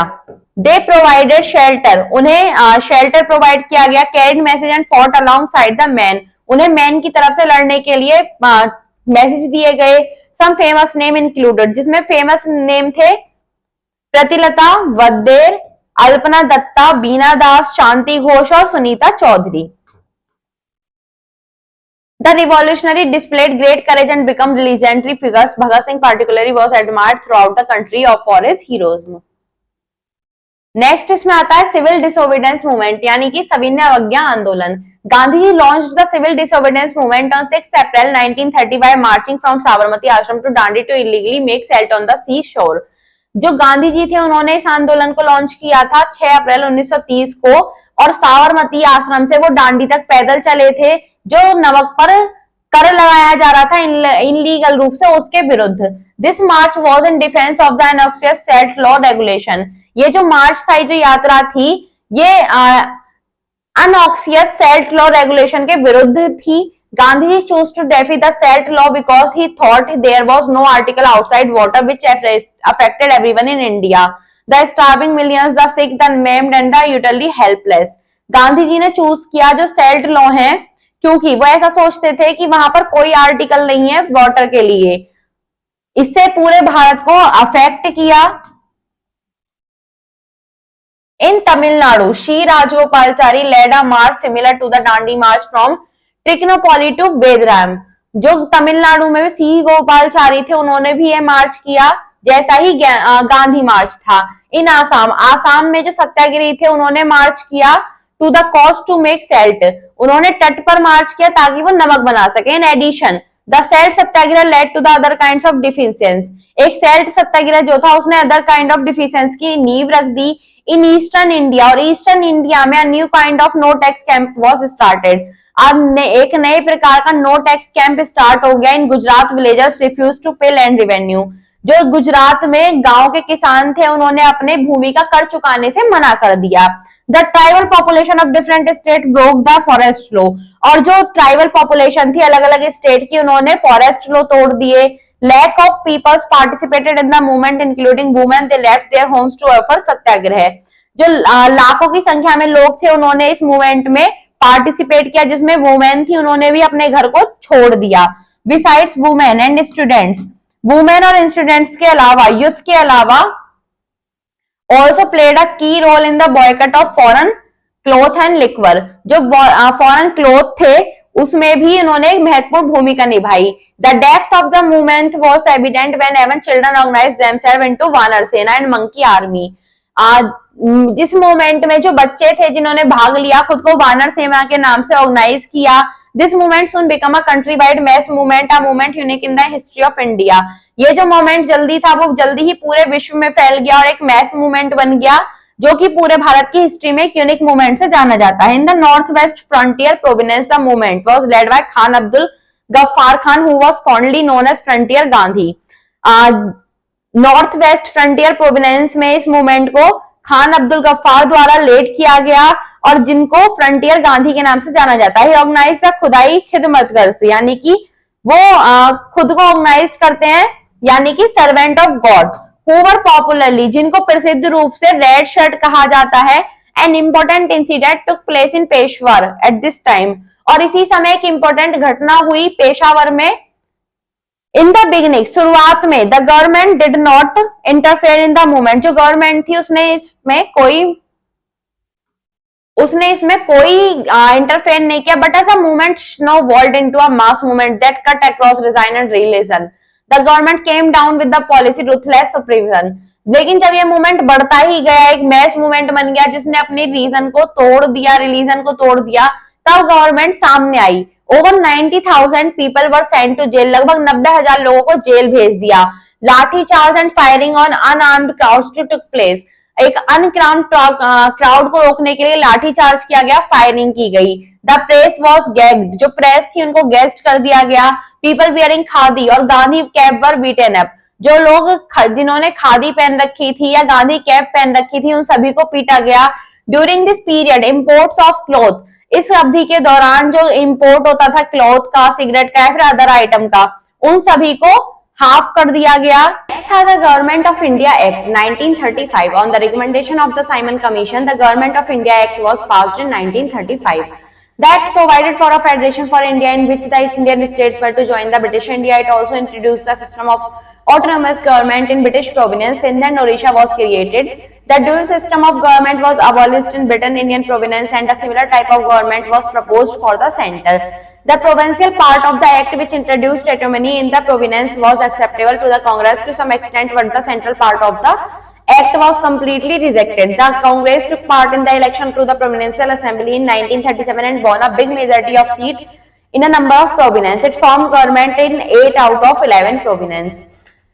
साइमन कमीशन के रिकमेंडेशन से जो गवर्नमेंट थी इंडिया की, उसने 1935 में एक एक्ट पास किया, और वो जो एक्ट था उससे क्या हुआ कि एक फेडरेशन मिला इंडिया को कि जो इंडियन स्टेट है वो ब्रिटिश इंडिया में ज्वाइन हो जाए। इसने एक और सिस्टम को इंट्रोड्यूस किया जो कि क्या था, ऑटोनोमस गवर्नमेंट था ब्रिटिश प्रोविनेंस में, जिससे क्या हुआ, जो सिंध थे, ओडिशा थे, वो बनाए गए। जो ड्यूअल सिस्टम था गवर्नमेंट का, उसको ब्रिटिश इंडियन प्रोविनेंस में समाप्त कर दिया गया, और उसी प्रकार की जो गवर्नमेंट थी उसको मुख्य केंद्र बना दिया गया। जो प्रोविंशियल पार्ट थे इस एक्ट के अंतर्गत उनको ऑटोनॉमी किया गया और कांग्रेस द्वारा एक्सेप्ट किया गया, लेकिन जो सेंट्रल पार्ट का एक्ट था उसको पूरी तरह से रिजेक्ट कर दिया। The Congress took part, Congress ने इलेक्शन में पार्ट लिया जो कि 1917 में प्रोविंशियल असेंबली का था, और एक बिग मेजॉरिटी से उन्होंने वहां पर जीत हासिल की, और लगभग 11 जिलों में से 8 जिलों में कांग्रेस की सरकार भी बनी। नेक्स्ट आया the Cripps mission. The British government was trying to enlist the support of Indian leaders in mobilizing Indian resource for the war efforts. जो ब्रिटिश गवर्नमेंट थी उसने कोशिश की कि वो जो इंडियन लीडर्स हैं उनके सपोर्ट को इनलिस्ट कर सके मोबाइलाइजिंग इंडियन रिसोर्स के लिए, ताकि उसमें जो वॉर के प्रयास हैं उनके लिए।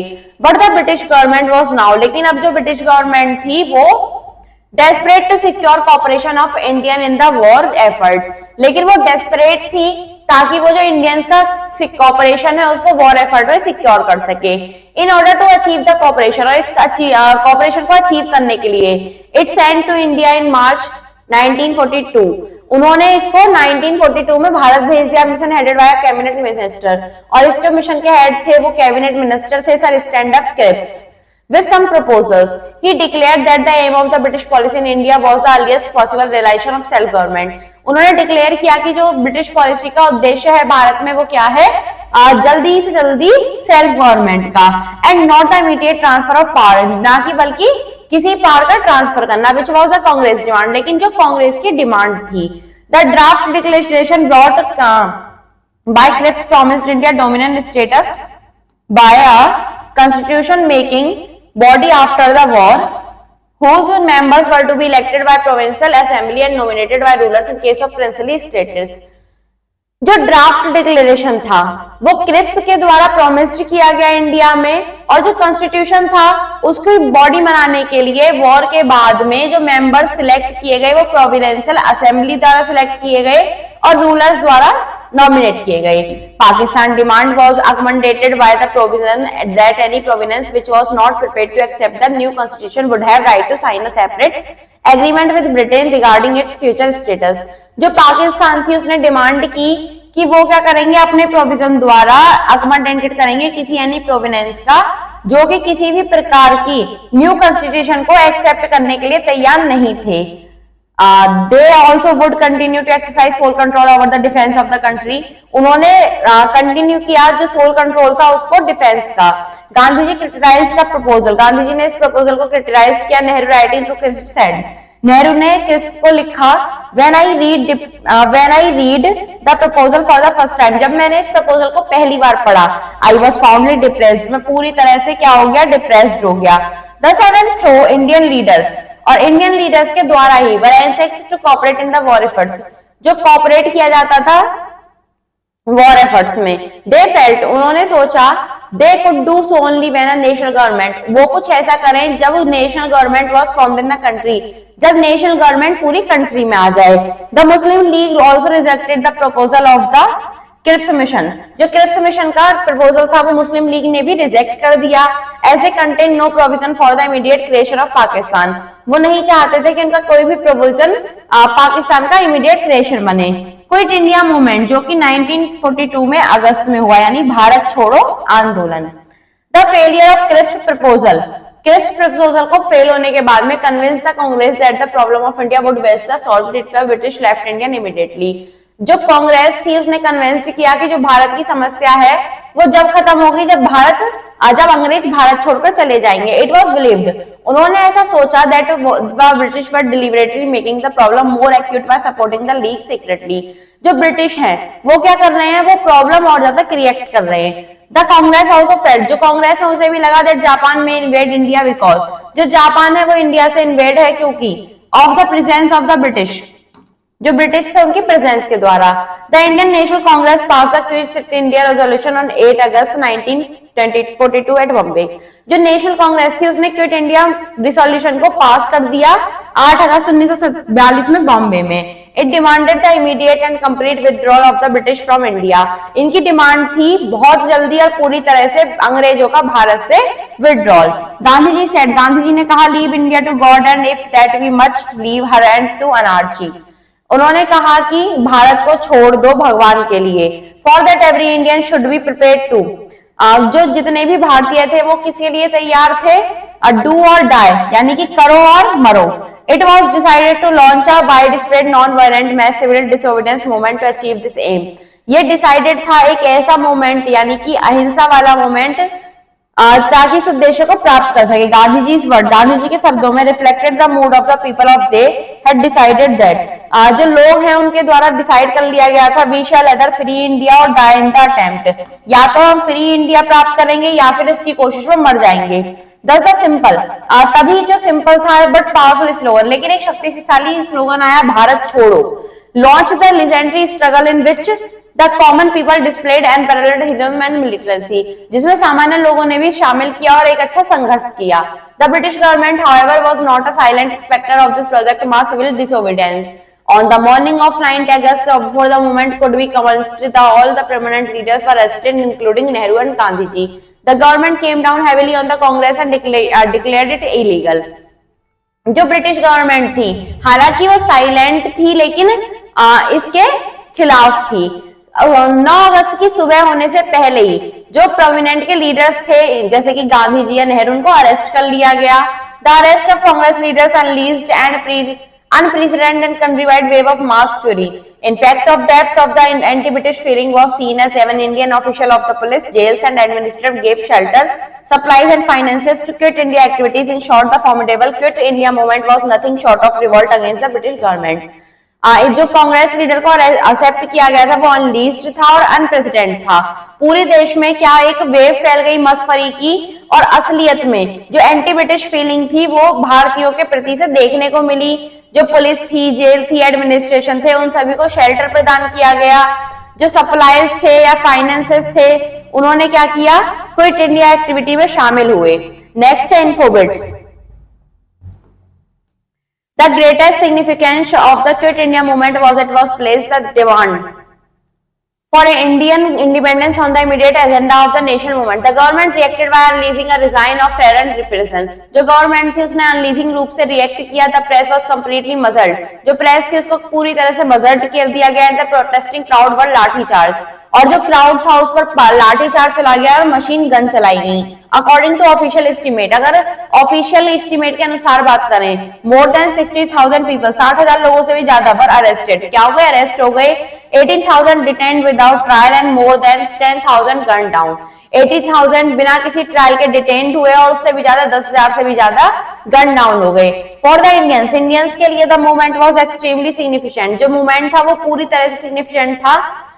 It demonstrated the depth of the national movement, इसने क्या करा, नेशनल मूवमेंट को डिमॉन्स्ट्रेट कर दिया थ्रू द मूवमेंट। हालांकि जो मूवमेंट था वो ruthlessly suppressed yet it shook the British authority in India, इसने ब्रिटिश अथॉरिटी को सरप्रेस्ड कर दिया।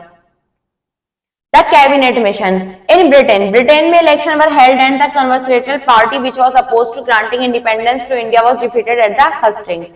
जो इलेक्शंस थे वो कंजर्वेटिव पार्टी द्वारा किए जाते थे जो कि पूरी तरह से इंडिपेंडेंस के अपोज्ड थी। The Labour Party which was sympathetic to the aspiration of the Indian people, जो लेबर पार्टी थी वो भारतीय लोगों के प्रति सहानुभूति थी। केम टू पावर, वो क्या हुई, सत्ता में आई इन फरवरी, और फरवरी में 1946 में the British government send the cabinet mission to India to hold discussion with Indian leaders. जो ब्रिटिश गवर्नमेंट थी उसने कैबिनेट मिशन को भारत भेजा ताकि वो इंडियन लीडर्स के साथ डिस्कशन कर सके। The British prime minister announced his government's willingness to grant independence to India, और जो ब्रिटिश के प्राइम मिनिस्टर थे उन्होंने क्या करा, अपनी गवर्नमेंट की विलिंगनेस दिखाते हुए भारत के लिए ग्रेट इंडिपेंडेंस अनाउंस कर दी। The cabinet mission proposed the formation of union in India in which the provinces would be grouped in 3 zones with their own constitution and enjoying autonomy except in matters of foreign policy, defense and communication। जो cabinet mission था उसने क्या किया, एक union का formation propose किया भारत में, और जिससे क्या हुआ, जो प्रोविनेंस थे वो 3 जोन में ग्रुप्ड हो गए और उनका खुद का जो कॉन्स्टिट्यूशन था वो उसको एक्सेप्ट करने लगे, एंजॉय करने लगे।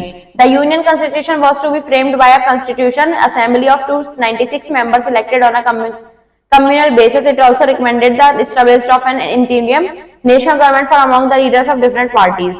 जो यूनियन कॉन्स्टिट्यूशन था वो क्या था, कॉन्स्टिट्यूशन असेंबली जो कि 296 मेंबर्स की एक असेंबली थी उसके द्वारा फ्रेम्ड था, जो कि कम्युनल बेसिस पर इलेक्ट किए जाते थे। ये रिकमेंडेड भी करता था नेशनल गवर्नमेंट की एस्टैब्लिश करने में। Both the Congress and the league, दोनों जो थी कांग्रेस और लीग, एक्सेप्टेड दिस प्लान, उन्होंने इस प्लान को एक्सेप्ट कर लिया, but the could not agree, लेकिन इसके साथ एग्री नहीं हो पाए। On the plan for an government which would be convert the constitution assembly to frame a constitution for free federal India. उन्होंने क्या किया, जो कॉन्स्टिट्यूशन था उसको फ्री फेडरल इंडिया के लिए असेंबल कर दिया। They too also put different interpretation on the cabinet mission, उन्होंने 2 अलग-अलग इंटरप्रिटेशन रखे कैबिनेट मिशन के स्कीम के आगे, to which they had agreed earlier। उसके बाद में वो दोनों एग्री हो गए। The Viceroy then reconstituted the council without any representative of the league। जो Viceroy थे उसके बाद में इसको रिकंस्टिट्यूट कर दिया गया काउंसिल को बिना किसी एनी रिप्रेजेंटेटिव के लीग के। This led to a violent reaction, इससे क्या हो गया, मुस्लिम्स की तरफ से वायलेंट रिएक्शन आया। The League fixed 16 August as the day of direct action, और जो लीग थी उसने 16 अगस्त को फिक्स कर दिया गया और उस डे को कहा गया direct action. In the meanwhile, in July 1946 में the Muslim League resorted to direct action for the achievement of a separate state for Indian Muslim to be called Pakistan। जो मुस्लिम लीग थी उसने क्या करा, एक सेपरेट, जो 1946 में एक सेपरेट स्टेट कर ली इंडियन मुस्लिम के लिए, जिसको कहा जा गया Pakistan. This mark the beginning of intense communal violence which was going to grip the country for the next whole year. ये एक ऐसा मार्क था जिससे क्या हुआ, इंटेंस कम्युनल वायलेंस की शुरुआत हो गई और जो कि अगले 1 साल तक चला। It was a black chapter in the history of India, ये भारत के इतिहास में एक ब्लैक चैप्टर कहा जाता है। Thousand of people were killed and many more injured, हजारों की संख्या में जो लोग थे वो मारे गए और कुछ में से ज्यादा इंजर्ड हो गए। इन सितंबर 1946 और 1946 सितंबर को an intimate government headed by Nehru, जिसको नेहरू द्वारा हेडेड किया गया, was formed by the Congress, उन्होंने कांग्रेस द्वारा फॉर्म किया। The League decided to boycott the constitution assembly, जो लीग थी उसने कॉन्स्टिट्यूशन असेंबली का बहिष्कार करने का निर्णय ले लिया। The tense atmosphere continued till 20 February 1947, और जो इसी प्रकार का एटमॉस्फेयर है वो 20 फरवरी 1947 तक चला। When the British Prime Minister Clement Attlee declared Britain's intention to quit India by June 1948, और इसी में ही जो ब्रिटिश प्राइम मिनिस्टर थे एटली, उन्होंने क्या किया, उन्होंने डिक्लेयर किया कि जो ब्रिटेन का इंटेंशन है यानी उद्देश्य है भारत छोड़ने का, वो जून 1948 तक है। He appointed Lord Mountbatten as the viceroy of India to arrange the final transfer of power into Indian hands. उन्होंने एक लॉर्ड माउंटबेटन को वायसराय के रूप में अपॉइंट किया भारत में, ताकि वो क्या कर सके, अपनी पावर को भारतीय हाथों में सौंप सके। फ्रीडम एंड पार्टीशन, आजादी और विभाजन। इन जून 1947 जून में Lord Mountbatten Drew out a compromise plan after many discussion with the Congress and the Muslim league leaders. जो लॉर्ड माउंटबेटन थे, उन्होंने बहुत ज्यादा कॉम्प्रोमाइज के बाद में प्लान तैयार किया कांग्रेस और मुस्लिम लीग के लीडर्स द्वारा डिस्कशन करके। और 3 जून को ही announce that India would be made free on an earlier date. उन्होंने अनाउंस किया कि इंडिया में एक जल्दी ही डेट, जैसे कि 15 अगस्त 1947 को आजाद हो जाएगा। According to the Mountbatten plan के अकॉर्डिंग द कंट्री वॉज, ये जो देश था, to be free but not united. Free तो आजाद तो हो गया लेकिन एक नहीं था। India was to be partitioned and the new state of Pakistan was to be created. India का क्या हो गया, विभाजन हो गया और एक नई स्टेट जो कि पाकिस्तान थी वो बन गई। It was agreed that areas where there was a precedence of Muslim League would become a part of Pakistan. जहां पर मुस्लिम लीग के लोग रहते थे वो क्या बन गया, पाकिस्तान का एक हिस्सा बन गया। The princely state were given of choice to joining either India और पाकिस्तान। और जो प्रिंसली स्टेट थे उनको चॉइस की गई कि वो इंडिया को ज्वाइन करेंगे या पाकिस्तान को। The Congress leader realise the partition would have to accepted. जो कांग्रेस लीडर थे उन्होंने रियलाइज किया कि जो विभाजन है उसको एक्सेप्ट कर लेना चाहिए। और जो कम्युनलिज्म था, that has been growing for many decades, कई वर्षों तक ग्रो करता रहा, had made partition inevitable. The British government encouraged separatist feeling and Nehru correctly remarked that the British could not be forgiven for deliberate part they had played in creating disruption in India, and partition was not accepted, then hundreds of innocent Hindu and Muslim would be killed in senseless communal riots. जो दंगे होने लगे बिना किसी बात के, तो उसमें जो हिंदू और मुस्लिम थे, इनोसेंट थे, वो हजारों की संख्या में मारे गए, जिन्हें ये पार्टीशन एक्सेप्ट नहीं था। नेक्स्ट देखते हैं व्हाट थिंक एंड आंसर। आपको सोचकर आंसर करना है। What were the reason for the rise of Indian national movement. इसका आंसर होगा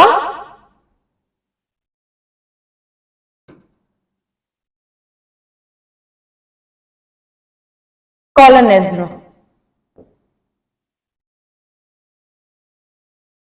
नेक्स्ट है what were the methods used by the moderates. Petitions. What did Tilak called for the attainment of Swaraj? Boycott. When was the Muslim League found? 1906. Who were 2 nationalist leaders arrested in Punjab? Lala Lajpat Rai and Ajit Singh.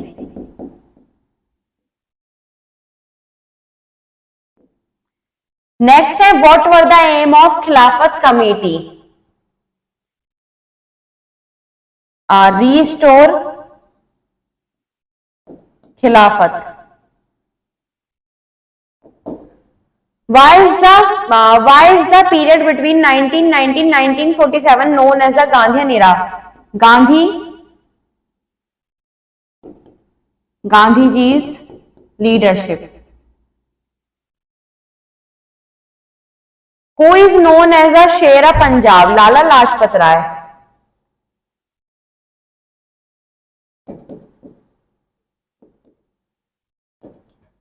Next है important terms. militant nationalism, nationalism with the tone of the militancy, political awakening, rise of national feeling, renunciation, act of disclaiming Swaraj, complete independence, anarchy, a situation in which law and order has broken down constitutionally, areas marked out for electoral purpose, satyagrah, the non-violent method of fighting against imperialism used by Gandhiji. Strike, suspension of activities as a protest against some injustice. Next आता है quick brush-up. In December 1885, Indian National Congress was won, which spearheaded a powerful national movement to challenge the British authority. The British Indian Association was formed by Surendranath Banerjee in 1851 at Kolkata. The association organized demonstration of peasants and the workers in British-owned tea plantation. The most outstanding extremist leader was Bal Gangadhar Tilak, Bipin Chandra Pal, Lala Lajpat Rai and Arvind Ghosh. They adopted gradual measures to fight the government. In 1905, Lord Curzon announced the partition of Bengal, and with this the national movement entered its second stage. Boycott became a powerful weapon in India's struggle for independence. It was later taken up by Gandhiji. In 1909, Indian Council Act, popularly known as Molli Minto reforms, was announced. The unity between the National Congress and the Muslim League was brought up by the signing of Lucknow Pact in 1916. Next, Gandhiji was a social reformer, politician, statesman and a mass leader. He was born on 2nd October 1869 in Gujarat. In March 1919, Rowlatt Act was passed, under which the government could arrest anyone without a warrant and imprison without him a trial. The government declared martial law in Punjab after the Jallianwala Bagh massacre. Next, let's practice who was elected as the president of Calcutta session of Congress in 1906. Dadabhai Naoroji. On 7 July 1907, Lord Curzon made the final decision on the partition of Bengal. The two Home Rule League were formed under the leadership of Lokmanya Tilak and Annie Besant. In which year Lucknow Pact was signed? 1916. When did the Rowlatt Act passed? March 1919. The Khilafat movement was started by Muhammad Ali and Shaukat Ali. Next है filling the blanks, जिसमें first है dash was the governor general when Bengal was announced for partition. इसमें answer आएगा Lord Curzon. The Indian National Congress was founded by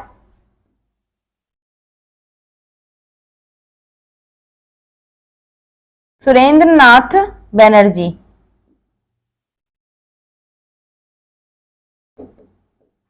Next है Surendranath Banerjee passed the Indian Civil Service examination.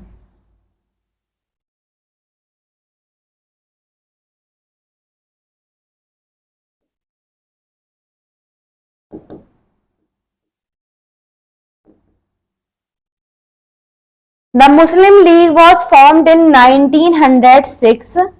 The Government of Indian Act 1909 is also known as the Morley Minto reforms.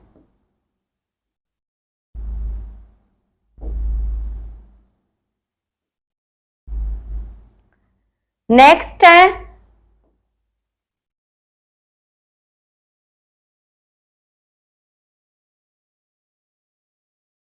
Dash ordered to fire at the crowd in Jallianwala Bagh.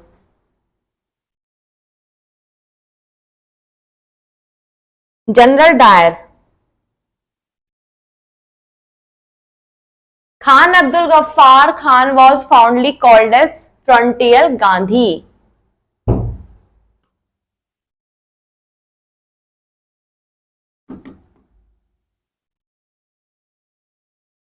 Right, true or false? The extremists were in favor of constitutional measure. True. The Lal Pal were the main extremists. This is also true. The Indian Congress was founded in 1885. This is true. The Swadeshi movement was started to help rich traders. False. The Bengalis welcomed the partition of Bengal. This is also false. Match the correct option. Lord Minto, Molly Minto reform. A.O. Hume, Indian National Congress. Dadabhai Naoroji, President Congress. Annie Besant, Home Rule movement. Lala Lajpat Rai, extremist. Write short note on Lokmanya Tilak. Let's see the answer of this question. इसका answer आप लिखेंगे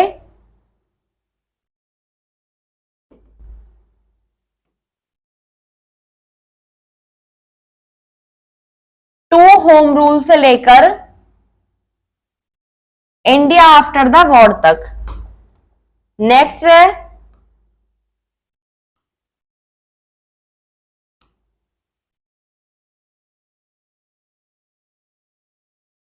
Surendranath Banerjee. Let's see the answer.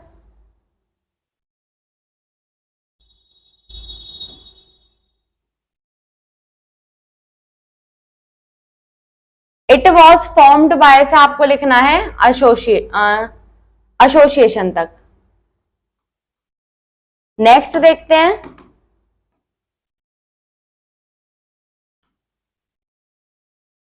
Next question है divide and rule. Let's see the answer.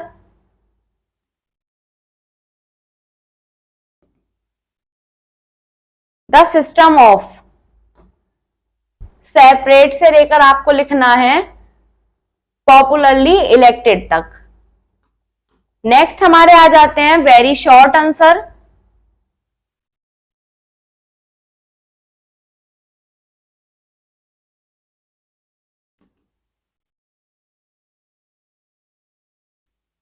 Very short में first है, which was the first political association to be formed by the Indians. Indian National Congress. Next है who were Lal Bal Pal, जिसमें लाल हैं लाला लाजपत राय, बाल हैं बाल गंगाधर तिलक,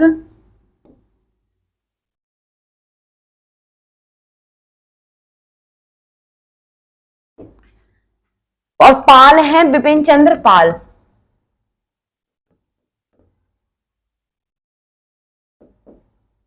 next है स्टेट इंपॉर्टेंट कॉन्सिक्वेंस ऑफ स्वदेशी movement. Let's see the answer.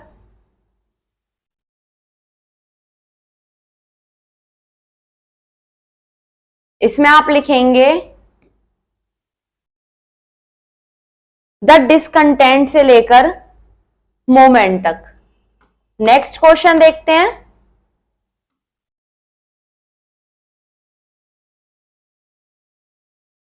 Next question है इसमें आपका what was Rowlatt act in March 1919 से लेकर आपको लिखना है विदाउट अ ट्रायल तक। नेक्स्ट क्वेश्चन है where was Jallianwala Bagh massacre happen. इसके आंसर में आएगा आपका अमृतसर। नेक्स्ट आपको लिखना है short answer type questions. First है what was the main of the home rule league. Let's see the answer.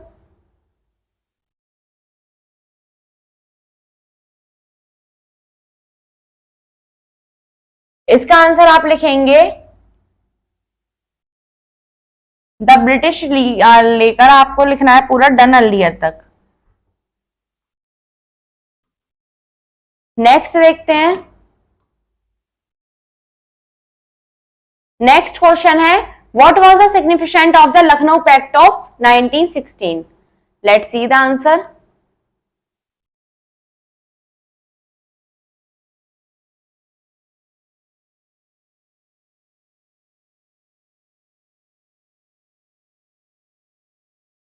आपको इसमें लिखना है द लखनऊ सेशन से लेकर एफर्ट्स एट यूनिटी तक।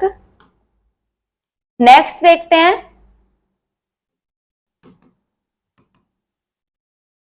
नेक्स्ट क्वेश्चन है how did the government try to suppress revolutionary activities. Let's see the answer of this question.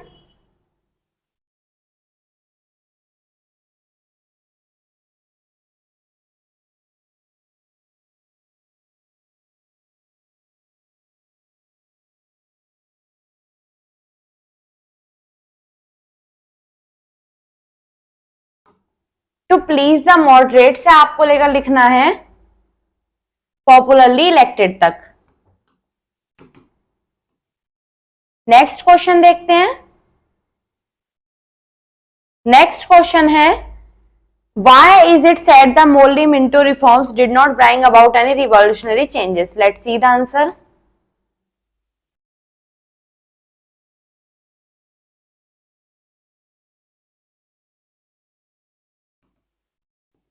इसमें आपको लिखना है द वर्स्ट से लेकर वर डिफरेंट तक। नेक्स्ट क्वेश्चन है write short note on Jallianwala Bagh massacre और महात्मा गांधी। पहले देखते हैं जलियांवाला बाग पर, उसके बाद देखेंगे महात्मा गांधी पर। जलियांवाला बाग में आप लिखेंगे ऑन 13 अप्रैल से एंट्रेंस ऑफ पार्क तक, और गांधी जी में आप लिखेंगे गांधी निरा तक। नेक्स्ट क्वेश्चन देखते हैं। नेक्स्ट क्वेश्चन है why was the Simon commission sent and what was the reaction of Indian towards it. Let's see the answer. The Indian से लेकर आपको लिखना है ओन कॉन्स्टिट्यूशन तक। नेक्स्ट आप क्या जाते हैं long answer type questions. Long answer type question में आपको फर्स्ट है what was the importance effect of great rising of 1857।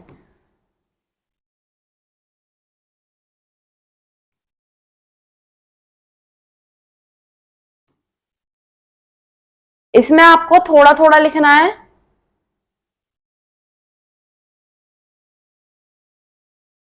जैसे सबसे पहले आप लिखेंगे द नेशनल मूवमेंट से लेकर ब्रिटिश गवर्नमेंट इन इंडिया तक, उसके बाद में लिखेंगे द ब्रिटिश गवर्नमेंट से लेकर ब्रिटिश गुड्स तक, देन द एजुकेटेड से लेकर reserve for English, the introduction movement और इंग्लिश लैंग्वेज से different parts of the country तक।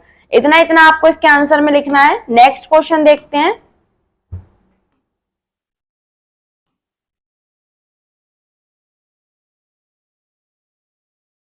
नेक्स्ट क्वेश्चन है how did the cancellation of Indian act took place in 1911। Let's see the answer.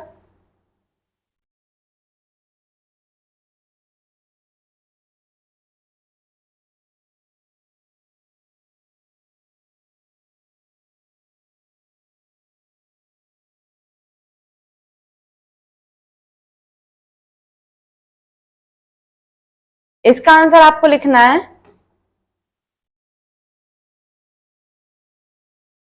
Lord Curzon से लेकर Indian act in 1911 तक।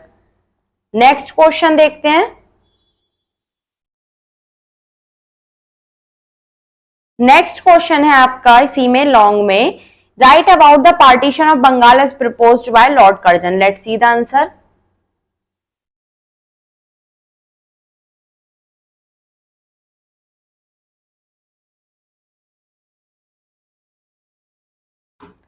Lord Curzon came to से आपको लिखना है were formally oppose to this तक।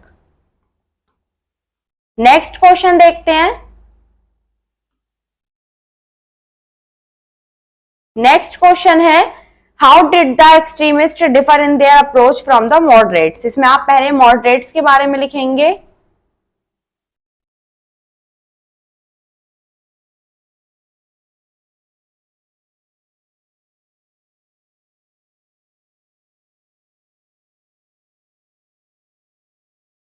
द लीडर ऑफ से लेकर आपको लिखना है वेस्टर्न एजुकेशन तक, और उसके बाद में आप लिखेंगे द रिप्रेसिव पॉलिसी से लेकर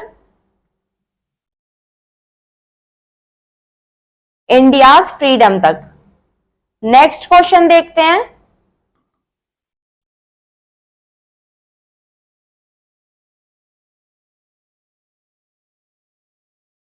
What was the considerations leading to the partition of India? Let's see the answer. इसका आंसर आपको लिखना है द कांग्रेस लीडर से लेकर कम्युनल राइट्स तक।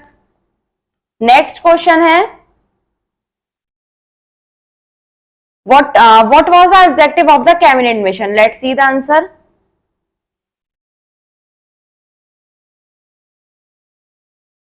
द ब्रिटिश प्राइम मिनिस्टर से लेकर आप इसका आंसर करेंगे डिफेंस एंड कम्युनिकेशन तक।